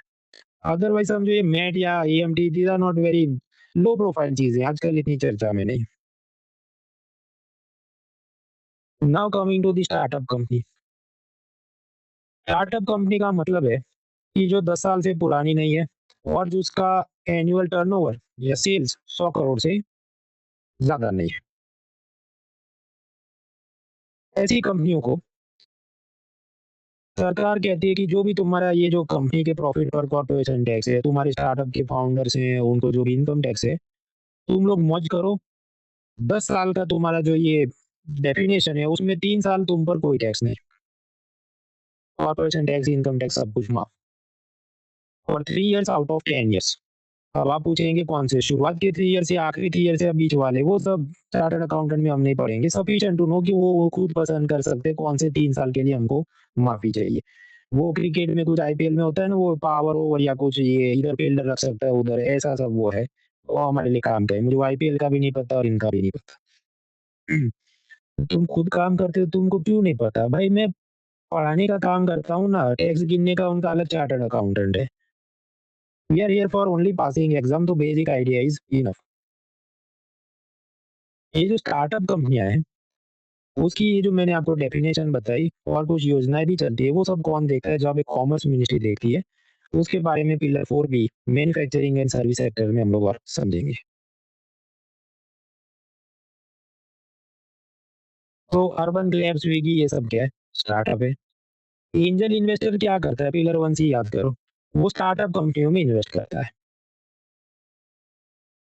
अब जो ये स्टार्टअप कंपनियाँ हैं, तो मैंने आपको बताया इनको प्रॉफिट के ऊपर कॉर्पोरेशन टैक्स तो भरना है। लेकिन 10 साल में से 3 साल वो सब माफ है, जो मैंने आपको पिछली स्लाइड में बताया। अब कुछ ऐसे लोग थे, बदमाश लोग, कि समझो आपके पास 2 नंबर का पैसा है, तो बेटे को बोलेगा वो तुम स्टार्टअप खोल दो और मैं बन जाता हूँ एंजल इन्वेस्टर। मैं तुमको दे दूँगा, ब्लैक का व्हाइट हो जाएगा और तुमको भी टैक्स नहीं भरना, मुझे भी टैक्स नहीं भरना, ऐसा वो कुछ खेल करेंगे। तो फिर सरकार ने सोचा कि ऐसे जो एंजल इन्वेस्टर हैं, जो मिसयूज़ कर रहे हैं इन चीज़ों को, तो अगर कॉमर्स मिनिस्ट्री के नीचे एक डिपार्टमेंट है, डीपीआईटी डिपार्टमेंट। स्टार्टअप कंपनियों ने उसमें रजिस्टर करना होता है। जो कंपनियाँ वहाँ रजिस्टर नहीं करेंगी, अपना हिसाब-किताब नहीं देगी, तो उनको ये जितना एंजल इन्वेस्टमेंट आया, उस इन्वेस्टमेंट के ऊपर 30% टैक्स भरना पड़ेगा। मतलब प्रॉफिट पे तो कॉर्पोरेशन टैक्स है ही, लेकिन ये इन्वेस्टर ने जो पैसा इन्वेस्ट किया, मान लो 100 करोड़, तो उसके ऊपर भी 30% और टैक्स लगता था, जिसका नाम था एंजल टैक्स। खुशी की बात ये है 2024 में बजट में इसको बंद कर दिया, ताकि मुझे इसको और ज़्यादा डिटेल में पढ़ाना नहीं पड़े और आपको इसको डिटेल में और समझना नहीं पड़े।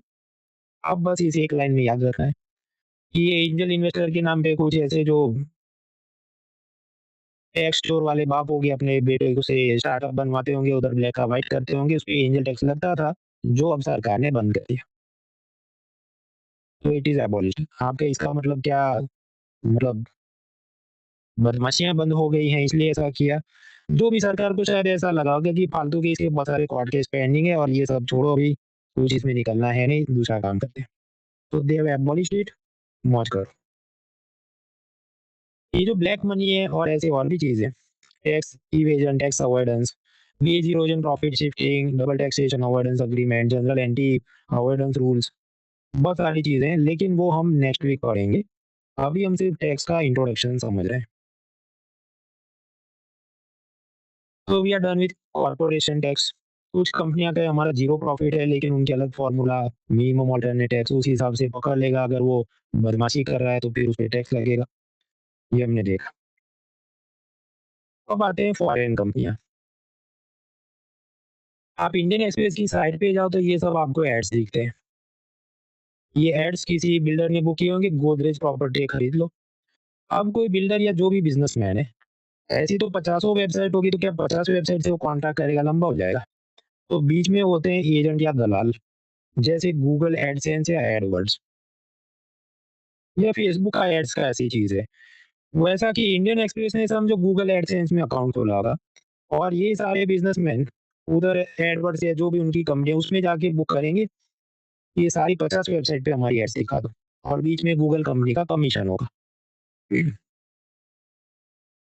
तो ऐसी जो फेसबुक एड्स हैं, गूगल एड्स हैं, ये हम बात करें जो ये अडोबी कंपनी है, फोटोशॉप और ऐसे सब एडिटिंग सॉफ्टवेयर बनाती है।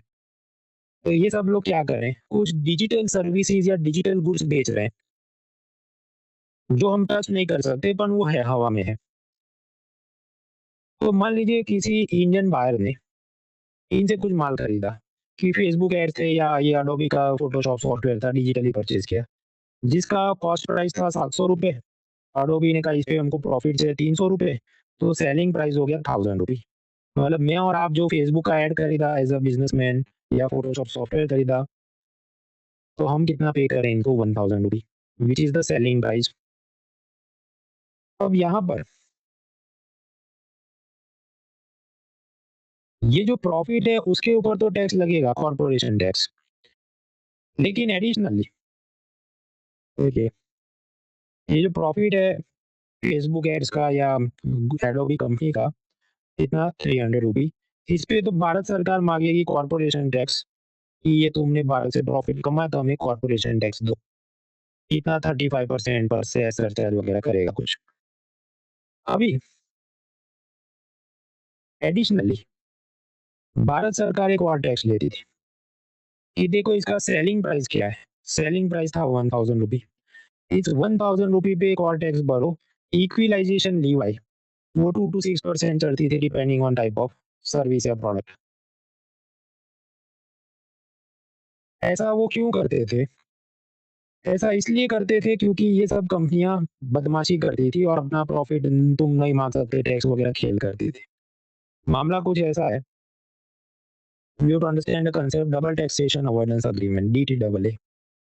ये राजीव गांधी, इंदिरा गांधी के टाइम में, मान लो भारत सरकार ने मॉरिशस नाम के देश से एक डबल टैक्सेशन अवॉइडेंस एग्रीमेंट किया। इसका मतलब कि मॉरिशस का आदमी जब भारत में धंधा करे, प्रॉफिट कमाए, तो इंडियन गवर्नमेंट उस पे टैक्स नहीं मांग सकती, सिर्फ मॉरिशस की सरकार टैक्स मांग सकती।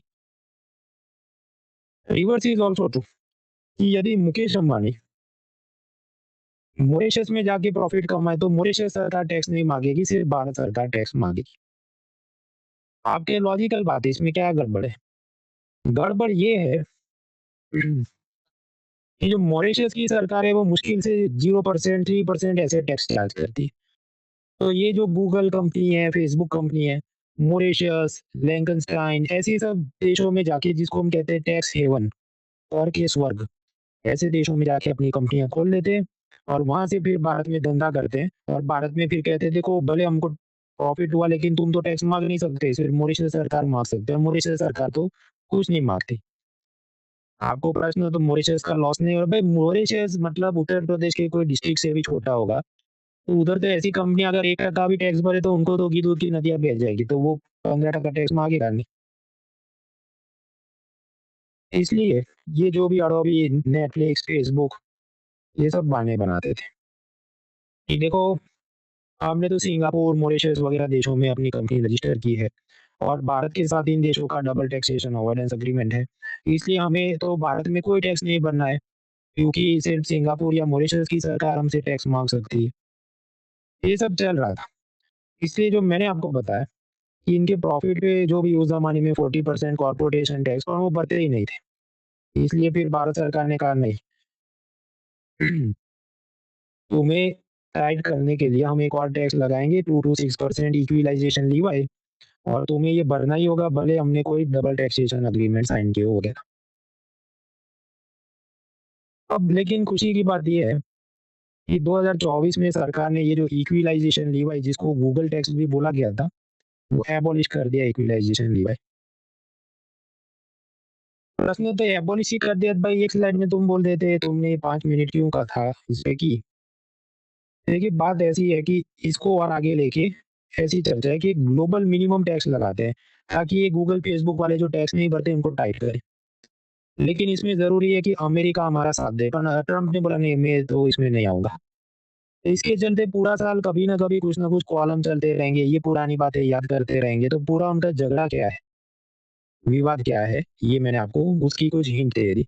इसको हम लोग और आराम से पढ़ेंगे पिलर 2B में, ब्लैक मनी में। तो ये इक्विलाइजेशन लेवा या गूगल टैक्स, ऐसी सब डिजिटल कंपनियों पे भारत सरकार बाकी देश लगाना चाहे लेकिन कुछ ना कुछ तकलीफें चलती है। These are the tax challenges of digitisation, क्योंकि ऐसा डिजिटल गुड्स बेचने वाली कंपनियों पे टैक्स लेना मुश्किल हो जाता है। फ्रांस भी ऐसा कुछ टैक्स लेके है, GAFA tax, Google, Apple, Facebook, Amazon tax. G20 बात करता है ग्लोबल मिनिमम टैक्स लेंगे ऐसी कंपनियों पे, लेकिन अभी यूएसए में ट्रम्प प्रेसिडेंट बना, वो कहे मैं इसके हक में नहीं हूँ, I do not agree with this, वगैरह वगैरह। वो ब्लैक मनी वाले लेक्चर में और समझेंगे। ये सब में समझो जब आप पीवाईक्यू एनालाइज करोगे, मैक्सिमम वन लाइनर टाइप का ही पूछा जाता है। तो बेसिक आइडिया इजी ना, इसमें और पूछना नहीं है कि क्या होता है क्या नहीं होता। नहीं तो ये जो इक्विलाइजेशन लीवाई है, इस पर एक जमाने में बहुत ही टफ पीवाईक्यू पूछा था, लेकिन हम उसको सॉल्व नहीं करेंगे क्योंकि तो मैटर ही डिलीट हो गया। तो उसको सॉल्व करके अपना दिमाग खराब नहीं करना है, मैंने वो पीवाईक्यू भी डिलीट कर दिया है। अब तो बस एक लाइन में याद रखना है कि ऐसा इक्विलाइजेशन लीवाई था, वो बंद हो चुका है। ऐसा पीवाईक्यू कोई किताब में दिखे तो भी चिंता नहीं, वो बंद हो गया तो हम दिमाग नहीं खर्च सकते वरना लंबे हो जाएंगे। So corporation tax done, Google tax या equalization levi is done, minimum alternate tax is done। अब एक दो टैक्स पढ़ते हैं फिर ब्रेक लेते हैं। कंपनी में आप जानते हैं नीचे शेयर होल्डर होते हैं, उसके ऊपर बोर्ड ऑफ डायरेक्टर, फिर कंपनी का एमडी, सीईओ धंधा करेंगे, प्रॉफिट करेंगे, आपको डिविडेंड मिलेगा। हम ऑलरेडी पिलर 1C में देख चुके हैं। अब आप समझो रिलायंस कंपनी का शेयर होल्डर मैं भी हो सकता हूँ, आप भी हो सकते हैं। तो हमें कहीं और से सैलरी मिले तो उस सैलरी पे इनकम टैक्स लगेगा, करेक्ट है। मुकेश अंबानी जो इस कंपनी में बोर्ड ऑफ डायरेक्टर होंगे, चेयरमैन होंगे, तो उनको भी सैलरी मिलेगी as chairman of the Reliance, तो उस सैलरी पर भी इनकम टैक्स लगे। उसी तरह उनके बेटे को जो एमडी, सीईओ बना है, वो सैलरी चाहते तो उस पर भी इनकम टैक्स तो लगे। तो ये तो हो गया। अभी जब कंपनी प्रॉफिट कमाएगी, तो मैंने आपको बताया कि कंपनी ने प्रॉफिट पे एक टैक्स भरना जिसका नाम है corporation tax, that is done. Afterwards अपने ये जो शेयर होल्डर्स हैं उनको डिविडेंड भी देना है, मुनाफे में से, प्रॉफिट में से हिस्सा देना है, जिसको बोलते हैं डिविडेंड। तो सरकार वापस से लाल टपका के आ जाएगी, इधर भी हमको टैक्स चाहिए। तो ये जो डिविडेंड है, इस पर डिविडेंड डिस्ट्रीब्यूशन टैक्स लगता था। वो डिविडेंड डिस्ट्रीब्यूशन टैक्स भी लगे, उसपे सरचार्ज भी लगे, सेस भी लगे, बोल के ₹20 मतलब 20% कटता था। मतलब समझो कंपनी अगर आपको ₹100 का डिविडेंड डिस्ट्रीब्यूशन टैक्स दे रही थी, तो उसमें से कंपनी ने ₹20 सरकार में जमा करने थे और बाकी 80 आपके हाथ में आता था। ऐसा था ये डिविडेंड डिस्ट्रीब्यूशन टैक्स। तो पहले क्या था कि मान लो विप्रो का मैं शेयर होल्डर हूँ, तो ये लोग ₹100 डिविडेंड दे रहे हैं, लेकिन सरकार नहीं, उसमें ₹20 तो हमारा टैक्स बनता है। तो बाकी का 80 मतलब dividend minus dividend distribution tax Mrinal को मिलेगा। आपका ये ₹80 पे सरकार तीसरी बार लाल टपका के तो नहीं आ जाएगी कि अब इनकम टैक्स भी माँग ले। तो जावे नहीं, वो उन्होंने बख्श दिया कि हमारा दिल बहुत बड़ा है, तो तुम मौज करो। तो डिविडेंड पर पहले इनकम टैक्स नहीं लगता था, क्योंकि सरकार ऑलरेडी टैक्स काट चुकी थी डिविडेंड डिस्ट्रीब्यूशन टैक्स का। ये सब ग्राफिक्स आपके हैंडआउट में दिए तो बहुत परेशान नहीं होना है। अब ये जो है डिविडेंड डिस्ट्रीब्यूशन टैक्स, इसको सरकार ने खत्म कर दिया। क्यों खत्म किया उसका एक कारण भी बताया जो हमें भी समझना चाहिए। Adam Smith canon of equality क्या कहती है? एडम स्मिथ ने टैक्सेशन के सिद्धांत दिए थे कि अच्छा टैक्स क्या होना चाहिए, गरीब पे कम लगना चाहिए, अमीर पे ज्यादा लगना चाहिए। अब आप समझो कोई गरीब आदमी है जो वड़ा पाव बेचता है, बहुत कम पैसा कमाता है, तो इनकम टैक्स तो लगेगा नहीं। फिर एक मिडिल क्लास है, उस पे मान लो 5% इनकम टैक्स है, अमीर आदमी है मैक्सिमम 30% इनकम टैक्स है। तो that is making sense. Okay, income tax में poor people have to pay nothing, rich people have to pay maximum, logical बात है। लेकिन ये जो डिविडेंड डिस्ट्रीब्यूशन टैक्स है वो ऐसी चीज थी, अमीर गरीब का फर्क नहीं करती थी। कि मान लो गरीब के हाथ में ₹100 का डिविडेंड आया तो उस पे भी 20% टैक्स। मिडिल क्लास को उसके पास ज्यादा शेयर्स होंगे तो ज्यादा डिविडेंड ₹1000 उस पे 20% टैक्स। मुकेश अंबानी के पास बहुत शेयर्स होंगे तो 500 करोड़ का डिविडेंड आया उस पे भी 20%। तो ये तो गलत है ना, क्योंकि गरीब पे कम होना चाहिए अगर आप कह रहे हैं ये सब डायरेक्ट टैक्सेस है तो। इसलिए 2020 के बजट में सरकार ने डिविडेंड डिस्ट्रीब्यूशन टैक्स को एबॉलिश कर दिया, आपसे नहीं लगता है। लेकिन अब आपको ये जो डिविडेंड है वो आपकी टैक्सेबल इनकम में काउंट होता है। फिर आप 12 लाख से ज़्यादा कमाओगे तो फिर आपको टैक्स इनकम टैक्स भरना पड़ेगा। तो ऐसी बात है कि विप्रो अब अगर ₹100 का डिविडेंड जारी करे, तो पहले क्या ₹20 डिविडेंड डिस्ट्रीब्यूशन टैक्स लगता था, लेकिन ये बंद हो गया। तो अब वो पूरे ₹100 शेयर होल्डर मृणाल को दे देगा। और अगर मैं 12 लाख से ज़्यादा कमाता हूँ, तो फिर मुझे इनकम टैक्स भरना पड़ेगा, तो इसमें इसके ऊपर भी इनकम टैक्स मुझे भरना पड़ेगा। तो now dividend is counted in your taxable income and you have to pay income tax on it. Income tax कितना चढ़ेगा वो हम कल के लेक्चर में देखेंगे। अब ऐसी बात है कि गरीब आदमी, उसको डिविडेंड गया मान लो ₹100, लेकिन वो कमाता हो ₹2 लाख वड़ा पाव से और ₹100 उसमें ऐड हुए, तो मैं तो आपको 12 लाख तक तो इनकम टैक्स है नहीं, तो इसको कुछ बनना नहीं। तो उसी तरह मिडिल क्लास मान लो 13 लाख कमाता फिर उस पे कुछ टैक्स चढ़े। ये पुराना नंबर से चिंता मत करना, हर जगह मैं चेंज नहीं कर रहा कि 5 लाख का 12 लाख का। सफिशिएंट टू नो कि आपकी टैक्सेबल इनकम में काउंट होता है और फिर आपको इनकम टैक्स भरना पड़ सकता है। टेक्निकली इसको कहा जाता है dividend will be taxable in the hands of recipient. मतलब जिसको मिला वो इनकम टैक्स भरेगा। सरकार ने डिविडेंड डिस्ट्रीब्यूशन टैक्स लेना बंद कर दिया। एक और टैक्स पढ़ते हैं 2 लाइन में, फिर ब्रेक लेते हैं, ब्रेक के बाद और आराम से एडवांस चीजें पढ़ेंगे। पिलर 1 से याद करो शेयर बायबैक, कि कुछ बार कंपनी खुद से खुद के शेयर होल्डर से परचेज कर ले। कि मान लो जनता के पास टीसीएस के 50 शेयर है और जिसका अभी मार्केट प्राइस चला 3900, लेकिन टीसीएस कंपनी कहे कि देखो आपके पास ये जो 50 शेयर है उसमें से 14 शेयर हम लोग बायबैक करेंगे। आप कहे तो फिर 14 खरीदेंगे आउट ऑफ 50, तो किन से 14 खरीदेंगे? वो सब लकी ड्रॉ टाइप का होता है कि आप एग्जिस्टिंग शेयर होल्डर है, आपको पूछा जाता है, आपको यस, तो फिर वो लकी ड्रॉ उसमें आपका नंबर लगा तो आपका बायबैक कर लेंगे। बाईबैक हम कर लेंगे 4,500 में, मतलब 3,900 सेकेंडरी मार्केट में प्राइस चल रहा हो तो यूजुअली उसे थोड़ा ज्यादा ऑफर करके वो खरीद लेते हैं। किसी को वो पिस्तौल नहीं दिखाते कि तुमको बेचना ही है, तुम्हारी मर्जी है, श्रद्धा है, तुमको चाहिए पैसा दे दो। अब जब कंपनी ऐसा शेयर बायबैक करती है अपने शेयर होल्डर से, उस स्टेज पर इनकम टैक्स डिपार्टमेंट एक टैक्स चार्ज करता है which is called buyback tax. ये बायबैक टैक्स क्या है? जब शेयर कंपनी अपने ही शेयर अपने शेयर होल्डर से परचेज करती है तो उस परचेज वैल्यू पर गवर्नमेंट एक टैक्स चार्ज करती है, बायबैक टैक्स, जो कंपनी भरती है। आपके फंड कंपनी वो बायबैक क्यों करती है भाई? उसको लायबिलिटी साइड से वो शेयर हटाने होंगे। मान लो टाटा मोटर्स और इलॉन मस्क को 50-50 की पार्टनरशिप करनी हो, पर रतन टाटा के भाई मेरे पास तो 40% ही शेयर है, तुमने कहा से बाकी 60% जनता के पास है। इलॉन मस्क के तुम 10% खरीद लो उनसे ताकि हम लोग कुछ खेल करें। वो सब के लिए करें, वो क्यों करेंगे उसमें हम जाएंगे नहीं, इतना अपने लिए काम करें।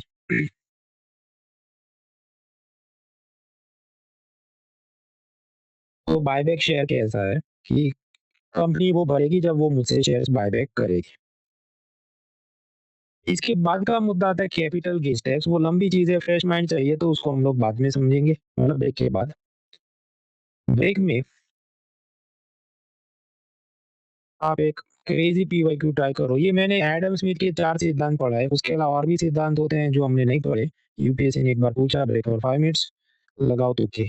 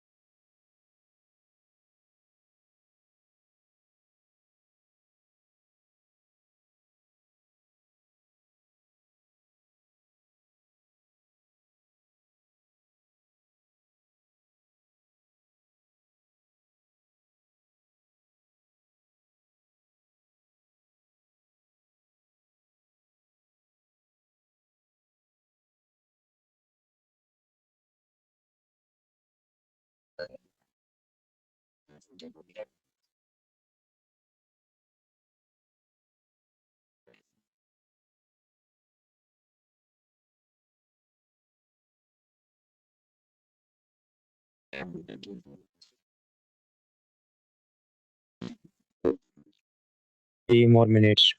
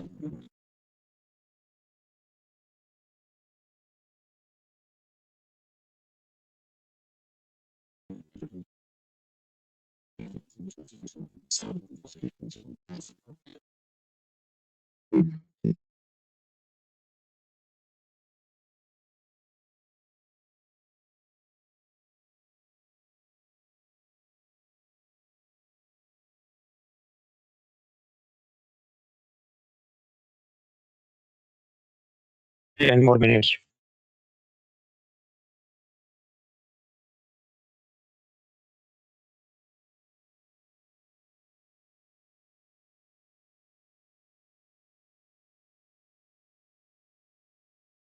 ऑलराइट फ्रेंड्स, तो ये टैक्सेशन के सिद्धांतों के बारे में आपको क्या लगता है? Voting line time starts in 3, 2, 1 start.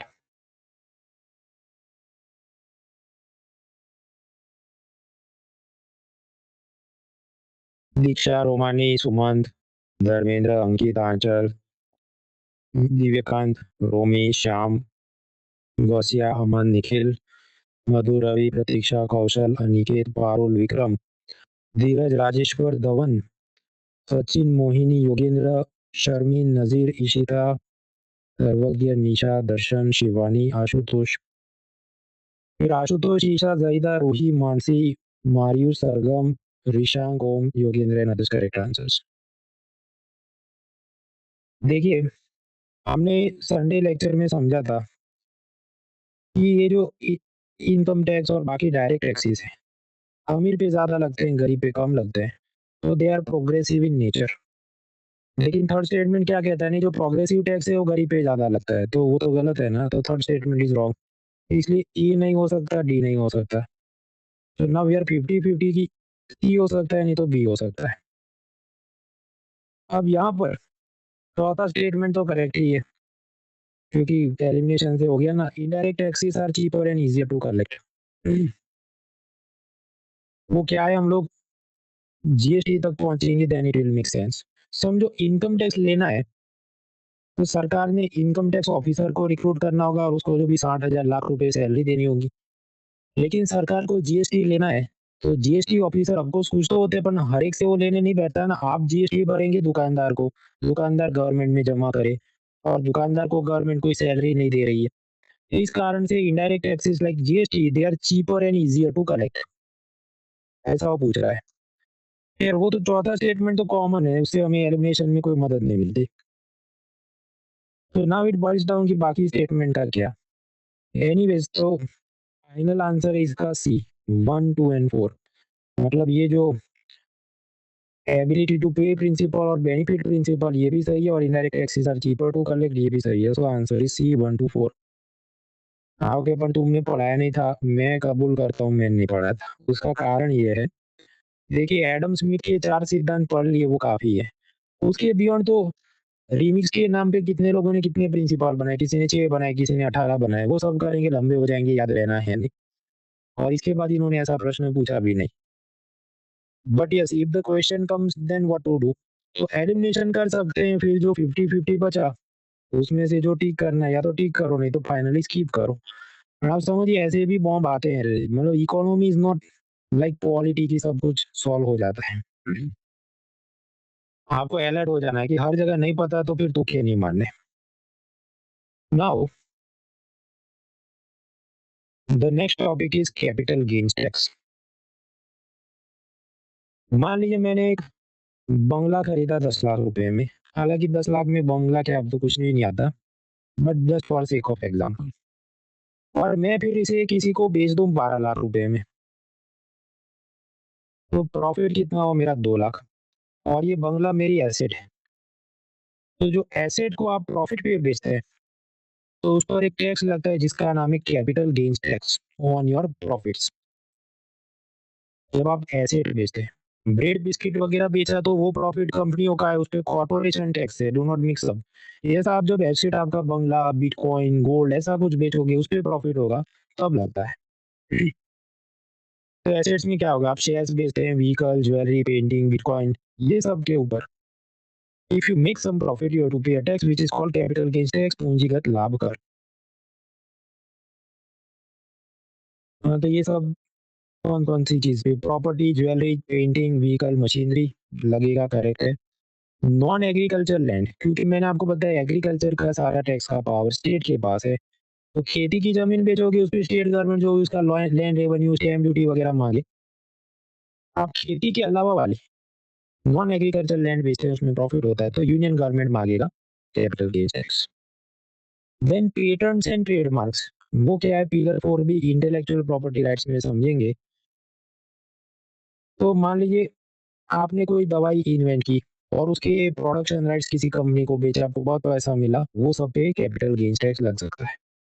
Shares, bonds, mutual funds वगैरह, बिटकॉइंस, क्योंकि वो भी एसेट्स हैं, ये सब पे लगेगा कैपिटल गेन्स टैक्स। ये पर्सनल आर्टिकल्स पे नहीं लगेगा। मतलब मैं अपना बेल्ट, शूज या ऐसा कुछ बेचूं तो वो कोई एसेट नहीं है, तो उस पे नहीं लगेगा। कंज्यूमर गुड्स पे नहीं लगेगा, मतलब कोई कंपनी बिस्किट या मोबाइल बेचती है तो उसपे कैपिटल गेन्स टैक्स नहीं लगेगा, उसपे सिर्फ कंपनी के प्रॉफिट पे लगने वाला कॉर्पोरेशन टैक्स लगेगा। और सेलिंग प्राइस है, उसपे लगेगा जीएसटी। तो do not mix up.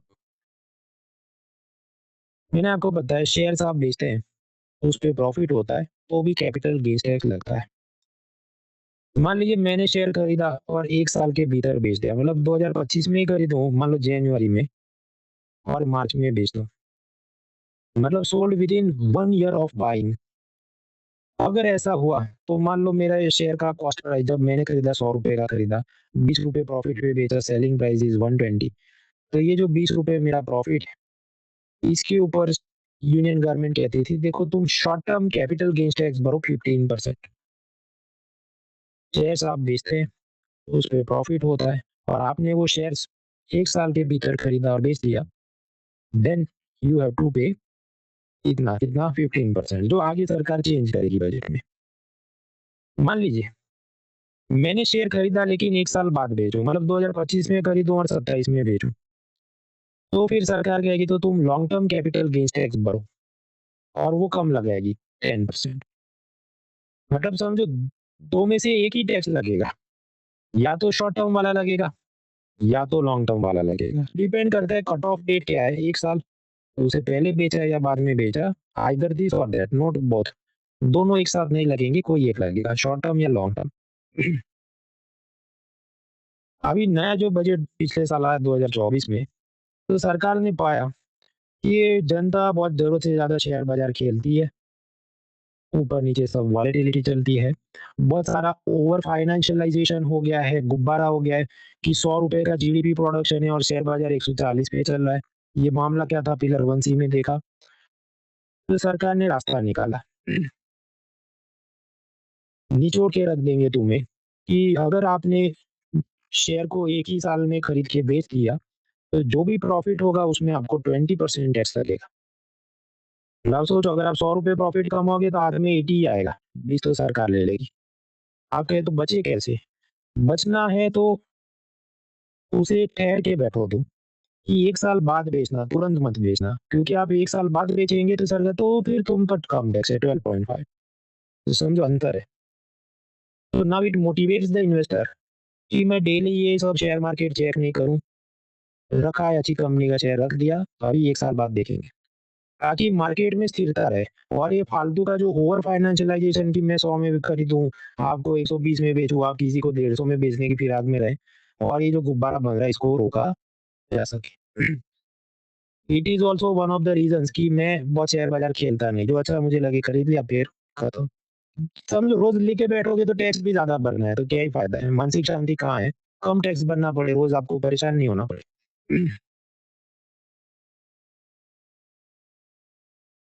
So capital gains tax has been increased on the profits made from share market in 2024. अब ये थोड़ा और कॉम्प्लेक्स होगा, तो ध्यान दीजिए आप। म्यूचुअल फंड आप जानते हैं कि मैं फंड मैनेजर को पैसा दूंगा, वो शेयर्स में बॉन्ड्स में इन्वेस्ट करेगा। लेकिन अगर म्यूचुअल फंड ये कहे हम तो एक डेट म्यूचुअल फंड है, मतलब हम सिर्फ लोन टाइप के इंस्ट्रूमेंट में इन्वेस्ट करते हैं, तो हम लोग कंपनियों के बॉन्ड में, डिबेंचर में, गवर्नमेंट सिक्योरिटी में, ट्रेजरी बिल में इन्वेस्ट करेंगे, हम शेयर्स में इन्वेस्ट नहीं करेंगे। स्वाभाविक है, क्योंकि उसने बोला भाई हम डेट म्यूचुअल फंड है, तो हम यही काम करते हैं। अब मैंने जब खरीदा होगा ये म्यूचुअल फंड, तो मान लो मैंने 1 लाख रुपए का इन्वेस्टमेंट किया, मान लो 2001 में, और 2010 में वो बढ़ के 2 लाख रुपए हो गया। आपके भाई शेयर बाजार ऊपर जाए बात समझ आती है, तुमने तो बॉन्ड में इन्वेस्ट किया ना, तो डबल कैसे हो गया? डबल इसलिए होगा क्योंकि इंटरेस्ट अक्यूमुलेट होगा ना, ब्याज पे ब्याज चढ़ता रहेगा मेरे वो खोखे के अंदर। और अगर उसने ये जो गवर्नमेंट सिक्योरिटी और दूसरे बॉन्ड खरीदे, उसकी बॉन्ड यील्ड भी चेंज होती रहेगी। उसको देख के डिपेंड करता है ये आदमी सेकेंडरी मार्केट में कैसे खेलता है, मुझे और प्रॉफिट भी हो सकता है। But anyways sufficient to know कि मैंने डेट म्यूचुअल फंड में इन्वेस्ट किया और मुझे प्रॉफिट हुआ है। तो 2001 में 1 लाख इन्वेस्ट किए, 2010 में वो बढ़ के हो गया 2 लाख रुपए, तो मेरा प्रॉफिट क्या है? 1 लाख रुपए। तो क्या मुझे इस 1 लाख रुपए के प्रॉफिट पे कैपिटल गेन्स टैक्स भरना है? जवाब है नहीं। यहाँ पर सरकार आपको छूट देती है कि देखो ये 10 साल में महंगाई भी तो बढ़ गई ना, कि पहले 100 रुपए में ऑनियन मिलता था, अभी 150 में मिलता है। तो हम प्रॉफिट को इन्फ्लेशन से एडजस्ट करने देंगे, उसकी फॉर्मूला गवर्नमेंट आपको बताएगी। तो जब मैं इन्फ्लेशन के साथ एडजस्ट करूँ, हाँ भाई कि महंगाई तो बढ़ गई है, तो मेरा 1 लाख का प्रॉफिट है, पर असल में तो इन्फ्लेशन के हिसाब से गिनो तो 50,000 का ही प्रॉफिट है। और इस 50,000 पे yes then I have to pay capital gains tax. तो समझो महंगाई बढ़ेगी तो सरकार कैपिटल गेन्स टैक्स में थोड़ी छूट देती है। इस प्रोसेस को कहा जाता है indexation benefit. When government allows you to adjust your profit और income against the inflation, so you have to pay less tax. इसको हम कहते हैं इंडेक्सेशन बेनिफिट। अब ऐसा इंडेक्सेशन बेनिफिट तो समझो हर जगह नहीं होता है। डेट म्यूचुअल फंड में मैंने आपको बताया पहले मिलता था, फिर बंद कर दिया। वो हमें याद नहीं रखना है, तो समझाने के लिए मैंने एग्जांपल दिया। नॉर्मल शेयर्स बॉन्ड्स के ऊपर समझो आपको कोई ऐसा महंगाई से वो एडजस्ट नहीं करने देगा। लेकिन आप सॉवरेन गोल्ड बॉन्ड खरीदते हैं, वो क्या था पिलर 1 से याद करो कि मैं मान लो 6,000 रुपए में वो खरीदूं और अभी उसका भाव हो गया 9,000 रुपए, और 90,000 रुपये हो गया हो, तो 10 ग्राम के हिसाब से या 1 ग्राम के हिसाब से गिन के जो भी, तो उस पे मुझे वो एडजस्ट करने देंगे। तो हाँ, सॉवरेन गोल्ड बॉन्ड, उसमें जो आपको प्रॉफिट होता है उसमें महंगाई से आप एडजस्ट कर सकते हैं, लेकिन कैपिटल गेन्स टैक्स भरना पड़ेगा। रियल एस्टेट माने प्रॉपर्टी बिल्डिंग आप बेचेंगे, तो उसपे भी आपको एडजस्ट करने देंगे। बिटकॉइन में आपको प्रॉफिट होगा, तो पूरे प्रॉफिट पे कैपिटल गेन्स टैक्स मांगेंगे, कोई उस पे इंडेक्सेशन बेनिफिट या इन्फ्लेशन एडजस्टमेंट नहीं देंगे। तो इंडेक्सेशन मींस व्हाट? आपकी कोई एसेट है, उसको आप बेचते हैं, आपको प्रॉफिट होता है, सरकार उस पे कैपिटल गेन्स टैक्स मांगती है, लेकिन महंगाई से एडजस्ट करने देती है ताकि आपको कम कैपिटल गेन्स टैक्स भरना पड़े। तो प्रॉपर्टी में भी ये मजे देते थे। लेकिन फिर 2024 बजट में सरकार ने थोड़ा परेशान किया सबको। मान लीजिए मैंने 1971 में एक मकान खरीदा हो लाख रुपए में, और 2024 में मैं उसको बेचूं 1 करोड़ में, तो मेरा प्रॉफिट क्या है? 99 लाख रुपीस। 1 करोड़ में 100 लाख, 1 लाख का मकान खरीदा था, 100 लाख में बेचा, 99 लाख मेरा प्रॉफिट है। और मैंने आपको बताया ये जो रियल एस्टेट या प्रॉपर्टी है, उसमें जो आपको प्रॉफिट होता है उस पे कैपिटल गेन्स टैक्स लगेगा, पर सरकार कहेगी इन्फ्लेशन से एडजस्ट करो, जिसे हम कहते हैं इंडेक्सेशन बेनिफिट। तो असल में हो सकता है कि मुझे 50 लाख के प्रॉफिट पे ही टैक्स भरना पड़े, बाकी 50 लाख पे ना भरना पड़े। लेकिन ये तो मतलब मजा सालों से मिल रहा था, लेकिन ये जो 2024 का बजट आया उसमें गवर्नमेंट ने परेशान किया जनता को कि देखो ऐसा तुम तो बहुत, ये तो टैक्स सेविंग हो जाता है तुम्हारा, तो हम एक कट ऑफ डेट बनाते हैं। कट ऑफ डेट ये बनाते हैं कि तुमने ये मकान 23 जुलाई 2024 के पहले खरीदा था, कि बाद में खरीदा था। पहले खरीदा था तो तुमको ये सब इन्फ्लेशन एडजस्टमेंट के फ़ायदे मिलेंगे, उसके बाद खरीदोगे तो कोई फ़ायदे नहीं मिलेंगे या उसकी फ़ॉर्मूला अलग रखेंगे। एग्ज़ैक्टली क्या हम समझेंगे नहीं, हमें बस इतना समझना है कि गवर्नमेंट ने कट ऑफ डेट बना दी और उस हिसाब से उसके पहले और बाद वालों को इन्फ्लेशन का एडजस्टमेंट का फ़ायदा मिलेगा, नहीं मिलेगा ऐसे सब रूल्स किए। क्यों? क्योंकि गवर्नमेंट को भाई लात टपकती होगी ना कि भाई हमें और टैक्स चाहिए तुमसे, इसलिए इन्फ्लेशन से एडजस्ट नहीं करेंगे। लेकिन स्वाभाविक है सब बिल्डर और होम ओनर्स परेशान हो जाएँगे भाई कि पूरा मज़ा नहीं दे रहे हैं हम। तो फिर काफ़ी धमाल हुई। धमाल मतलब समझो जो प्रॉपर्टी ओनर्स और बिल्डर्स हैं वो किसानों की तरह रोड पे नहीं आ जाएँगे, पर उन्होंने जो प्रेशर बनाया होगा कि भाई अगले चुनाव में तुमको फंडिंग चाहिए कि नहीं? और फिर सरकार ने नहीं भाई तो आप बोलो क्या ठीक है। तो देन दे रिलैक्स्ड, लिबरलाइज़ कर दिया थोड़ा। लिबरलाइज़ किया तो उनको ऑप्शन दिए। 2 चॉइस दी गई, चॉइस 1 एंड चॉइस 2 कि तुम इन्फ्लेशन के साथ एडजस्ट करना है, ये तारीख से पहले खरीदा था तो इतना भरो, उसके बाद इतना भरो, ऐसा मैंने टेबल आपको बताया पर वो टेबल याद नहीं रखना है। तो उसको पढ़ना भी ज़रूरी नहीं है। वो इसलिए ताकि आपको क्लैरिटी मिले, सिर्फ देखिए कि हाँ भाई कुछ तो सरकार ने किया है इधर। तो नींद नहीं खोनी है, सफिशिएंट टू नो कि सरकार ने अब 2 चॉइस दे दी कि अच्छा पुरानी तारीख का है तो इतना भर देना, नई तारीख का खरीदा है तो इतना भर देना, वगैरह-वगैरह। So some controversy around that had occurred in 2024 क्योंकि हम 2025 को टारगेट कर रहे हैं इसलिए मुझे ये 1 ही साल पुराना करंट है इसलिए आपको बताना पड़ा। ये होगा मान लो 2028 में मैं पढ़ाऊँगा तो इसको सब डिलीट कर दूँगा और एक आध लाइन में इसको समराइज़ किया होगा कि कुछ हुआ था। But because it is recent so I taught you in with detail और ये भी पूरा डिटेल में नहीं पढ़ना है, बेसिक आइडिया जो समझ आ गया था काफ़ी।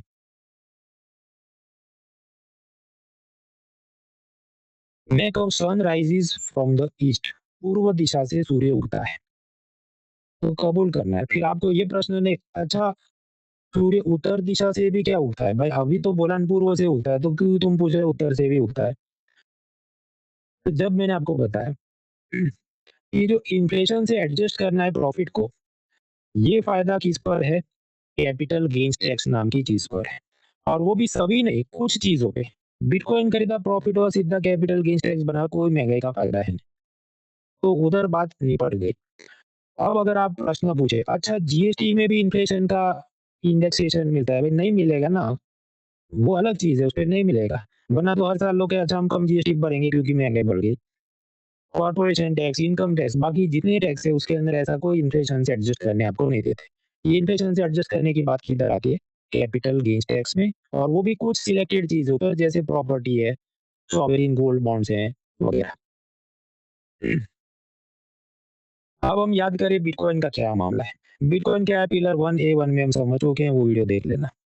बिटकॉइन पे सरकार ने कहा 1% टीडीएस और 30% कैपिटल गेन्स टैक्स। वो ऐसी बात है। मान लीजिए मैंने बिटकॉइन कभी खरीदा था 200 रुपये में, तो ये मेरा कॉस्ट प्राइस है और मैं उसे 100 रुपये प्रॉफिट के साथ मतलब 300 रुपये के सेलिंग प्राइस में किसी बायर को बेच रहा हूँ। तो बिटकॉइन क्या है? वर्चुअल डिजिटल एसेट है। Crypto currency, bitcoin, non fungible token जो भी आपने लिया है। तो मैंने 200 में खरीदा था, 100 प्रॉफिट के साथ 300 में मैं बेच रहा हूँ। तो इधर सरकार आ जाएगी कि देखो मृणाल तुमने 100 रुपये का प्रॉफिट कमाया इस बिटकॉइन को सेल करने में, ये तुम्हारी एसेट थी और एसेट सेलिंग में प्रॉफिट होता है तो हम मांगेंगे कैपिटल गेन्स टैक्स कितना? 30%। 100 रुपए के प्रॉफिट पे 30% मुझे टैक्स भरना पड़ेगा। इस पर कोई इन्फ्लेशन महँगाई से एडजस्ट करने का बेनिफिट नहीं है। और ये जो सेलिंग प्राइस है कितना? 300 रुपीज़। जो सेलर मैं हूँ और बायर मुझे 300 देना चाहिए बराबर। लेकिन यहाँ पर लगेगा TDS, tax deducted at source. वो ऐसा कि जो बायर है वो 300 का 1% क्या होगा? जो भी ₹3 इतना वो बायर गवर्नमेंट में जमा कर देगा। ये जो मृणाल है उससे मैंने खरीदा है और ये मृणाल का पान कार्ड नंबर है और उसके ₹3 हम इधर से आपको दे रहे हैं। तो 1% ही विल कट और बाकी जो 99% पेमेंट है ऑफ द 300 रुपीज़ वो बायर मृणाल को ट्रांसफर करेगा। इसको कहते हैं tax deducted at source TDS. आप कहे टीडीएस क्यों है? वो कर चोरी रोकने के लिए, क्योंकि उधर से भी ट्रांज़ैक्शन का डिटेल मिल जाएगा, तो मैं अगर हाइड करूँगा, बताऊँगा नहीं, तो भी वो मुझे रेड कर सकते हैं। टीडीएस कैसे काम करता है, कल-परसों के लेक्चर में आराम से समझेंगे। अभी के लिए बस इतना याद रखना है कि bitcoin and other crypto currency non fungible token वगैरह में जो भी प्रॉफिट हुआ 30% कैपिटल गेन्स टैक्स है, और जो ट्रांज़ैक्शन का सेलिंग प्राइस है वैल्यू, उस पर 1% टीडीएस। वो कैसे काम करता है, कल-परसों हम टीडीएस समझेंगे। भाई कुछ लोग ये कहेंगे कि देखो, तुमने बिटकॉइन के लेक्चर में 1A1 में कहा था कि बिटकॉइन को तो ट्रेस करना मुश्किल ही नहीं, नामुमकिन है, 11 देश की पुलिस उसको ढूँढ रही है, और इधर तुम बोले सरकार टैक्स लगे, टैक्स कैसे पकड़ेगी? I agree with you. जो बिटकॉइन का सब ट्रांज़ैक्शन है, उसको ट्रेस करना मुश्किल है, लेकिन सरकार ने बोला टैक्स लगाएँगे, तो हमने पढ़ लिया। But I agree with you, इसको पकड़ना मुश्किल है। अब मान लो मेरे पास रुपया हो, मैं हवाला एजेंट को देके उसको पहुँचा दूँ मॉरिशस या कहीं पर, और वहाँ से मैं बिटकॉइन खरीदूँ, तो इधर मेरे अकाउंट में दिखेगा, पर उसका कुछ आईपी एड्रेस और कुछ नहीं, और मेरा फेक आईडी मैंने बना के रखा, तो कौन पकड़ने वाला है? कोई नहीं। But we will not go into that part, we have to memorise a simple thing, we have studied that. अब ये 1% टीडीएस है, वो 30% प्रॉफिट के साथ एडजस्ट होगा कि वो सब चार्टर्ड अकाउंटेंट का भी हम नहीं पढ़ेंगे, हमें बेसिक समझना है, समझ लिया। ये जो आजकल बिटकॉइन का भाव चल रहा है, आप कोई भी यूट्यूब पे वीडियो देखो, तो उसमें इन्फ्लुएंसर को वो पैसे देते हैं कि तुम ये वाले ट्रेडिंग प्लेटफ़ॉर्म पे ये कर लो, वो कर लो। उन सब में टाइम वेस्ट नहीं करना है। क्योंकि समझो वो 5-5 मिनट के ऐसे ट्रेड होते हैं, 5 मिनट में मार्केट ऊपर जाए, नीचे जाए, वो आपने ₹1000 लगाए, वो आपको 10 गुना लेवरेज देता है, 10,000 का लॉस हो जाए आपका। तो तुम पढ़ाई करने आओ कि ये धंधे करने आओ? एवरीथिंग समझो इट रिक्वायर्स डेडिकेटेड अटेंशन। बनाने वाले बनाते होंगे, पर वो 24 घंटे वही काम करते हैं, तो उनकी एक्सपर्टीज़ है। जो यूट्यूब पर इन्फ्लुएंसर बन के बैठा है, उसका 24 घंटे वो काम है, वो करता है। आपने वो करियर नहीं चुना है, आपने यूपीएससी और गवर्नमेंट एग्ज़ाम का करियर चुना है, which is more stable. YouTube के धंधे में समझो कभी पैसा ज़्यादा, कभी कम आता है। इसलिए भी मैं यूट्यूब का धंधा नहीं करता, मैं टीचर बना हुआ, क्योंकि इधर सैलरी आती रहती है। तो the point is don't waste time in such things. कई बार मैंने कल ही एक वीडियो बनाया था, कुछ बार क्या आपको माँ-बाप सुना दे कि देखो हम कमाते हैं, तो तुम नहीं कमाते, तुमको क्या पता वगैरह। तो फिर वो लोग परेशान होके या गुस्से में आके, नहीं अब मैं भी कुछ घर से ऑनलाइन करता हूँ, वो सब में टाइम वेस्ट नहीं करना। कायदे से तमीज़ से जो ढंग की कोई नौकरी-धंधा मिले वो करना चाहिए। That is my advice. खैर, तो हमने देख लिया कॉर्पोरेशन टैक्स, गूगल टैक्स या इक्विलाइज़ेशन लेवा जो खत्म हो गया। कंपनियाँ कुछ बदमाशी करके बोले ज़ीरो प्रॉफिट है, तो उन पे लगे minimum alternate tax. Dividend distribution tax खत्म हो गया, बायबैक टैक्स चालू है, कैपिटल गेन्स टैक्स वो भी चालू है, और उसमें इन्फ्लेशन के प्लस माइनस होते हैं, हमने देखा। इसके बाद इनकम टैक्स, टीडीएस और बाकी टैक्स पढ़ने हैं, वो हम लोग कल पढ़ेंगे। क्योंकि इनकम टैक्स सुकून से पढ़ना है, फ्रेश माइंड से पढ़ना है। अभी मैं इसको और 30-40 मिनट खींचूँ, तो वो लेटर एंड स्पिरिट में मैं आपको पढ़ा नहीं रहा हूँ। वो कल सुकून से पढ़ें, तब आप उसको और एब्ज़ॉर्ब कर पाएँगे, एप्रिशिएट कर पाएँगे। तो आज का क्लास इधर रखते हैं। कल भी यही हैंडआउट जारी रहेगा, इसी में इनकम टैक्स दिया है। हालाँकि कल समझो खत्म भी हो जाएगा, तो मैं कल एक और हैंडआउट अपलोड करूँगा, इनडायरेक्ट टैक्स एंड जीएसटी, वो कल शाम 7 बजे तक मैं अपलोड करता हूँ। ये अब तक हम पढ़े, तो शायद 30 पेज तो खत्म भी हो गए वैसे भी। जो बजट और इनकम टैक्स तक का हैंडआउट है, तो आप इसको निपटा दीजिए। इसमें भी समझो ये भी स्टैटिक टॉपिक है अब तो। स्टैटिक ऐसा कि बजट तो आ गया ना भाई, तब तो पूरे साल तो कुछ बदलना है नहीं, जो ये यही सब है। तो पढ़ के खत्म करो, जितनी कॉम्पिटिटिव एग्ज़ाम है उसमें यही याद रखना है। अगले साल नया आएगा, तो फ्री सीरीज़ में हम समझ लेंगे विन 26। तो I will and the class here. कल हम लोग मिलेंगे, और आप सबको मेरी सुझाव है, लाइव लेक्चर में इसको खत्म कीजिए, क्योंकि इनकम टैक्स, जीएसटी वगैरह ऐसी चीज़ है, रिकॉर्डेड भी देख सकते हैं, फिर फास्ट फॉरवर्ड में देखोगे मज़ा नहीं आएगा। तो kindly complete it in live class. और एक आखिरी चीज़, आप जानते हो क्या चल रहा है? यूसीएससी, मतलब वो रविवार को 2 बार टेस्ट होगी, 11 बजे, 5 बजे। अब इसमें इनाम देते हैं सैमसंग और आईपैड और वगैरह-वगैरह। मैं इनको पूछा, जो एक्जिस्टिंग प्लस लर्नर हैं, आइकॉनिक लर्नर है, जिन्होंने फीस दे दी है, तुम उनको भी दोगे कि नहीं? मैंने हायर मैनेजमेंट की पूछा, और उन्होंने कहा यस हम देंगे। तो उसमें भी आप अगर टाइम मिले वो टेस्ट देना, वो टेलीग्राम वगैरह में ढूँढोगे मिल जाएगा। तो उसमें होता है, ये लाइव टेस्ट देना पड़ता है, तभी रैंकिंग गिनते हैं। और नंबर कुछ आ गया समझो, तो जो भी कुछ अपने को गैजेट मिल जाए, कुछ Amazon gift voucher, take benefit of it. तो आई एंड द क्लास, मिलते हैं कल, और कल मैं हैंडआउट भी अपलोड करता हूँ।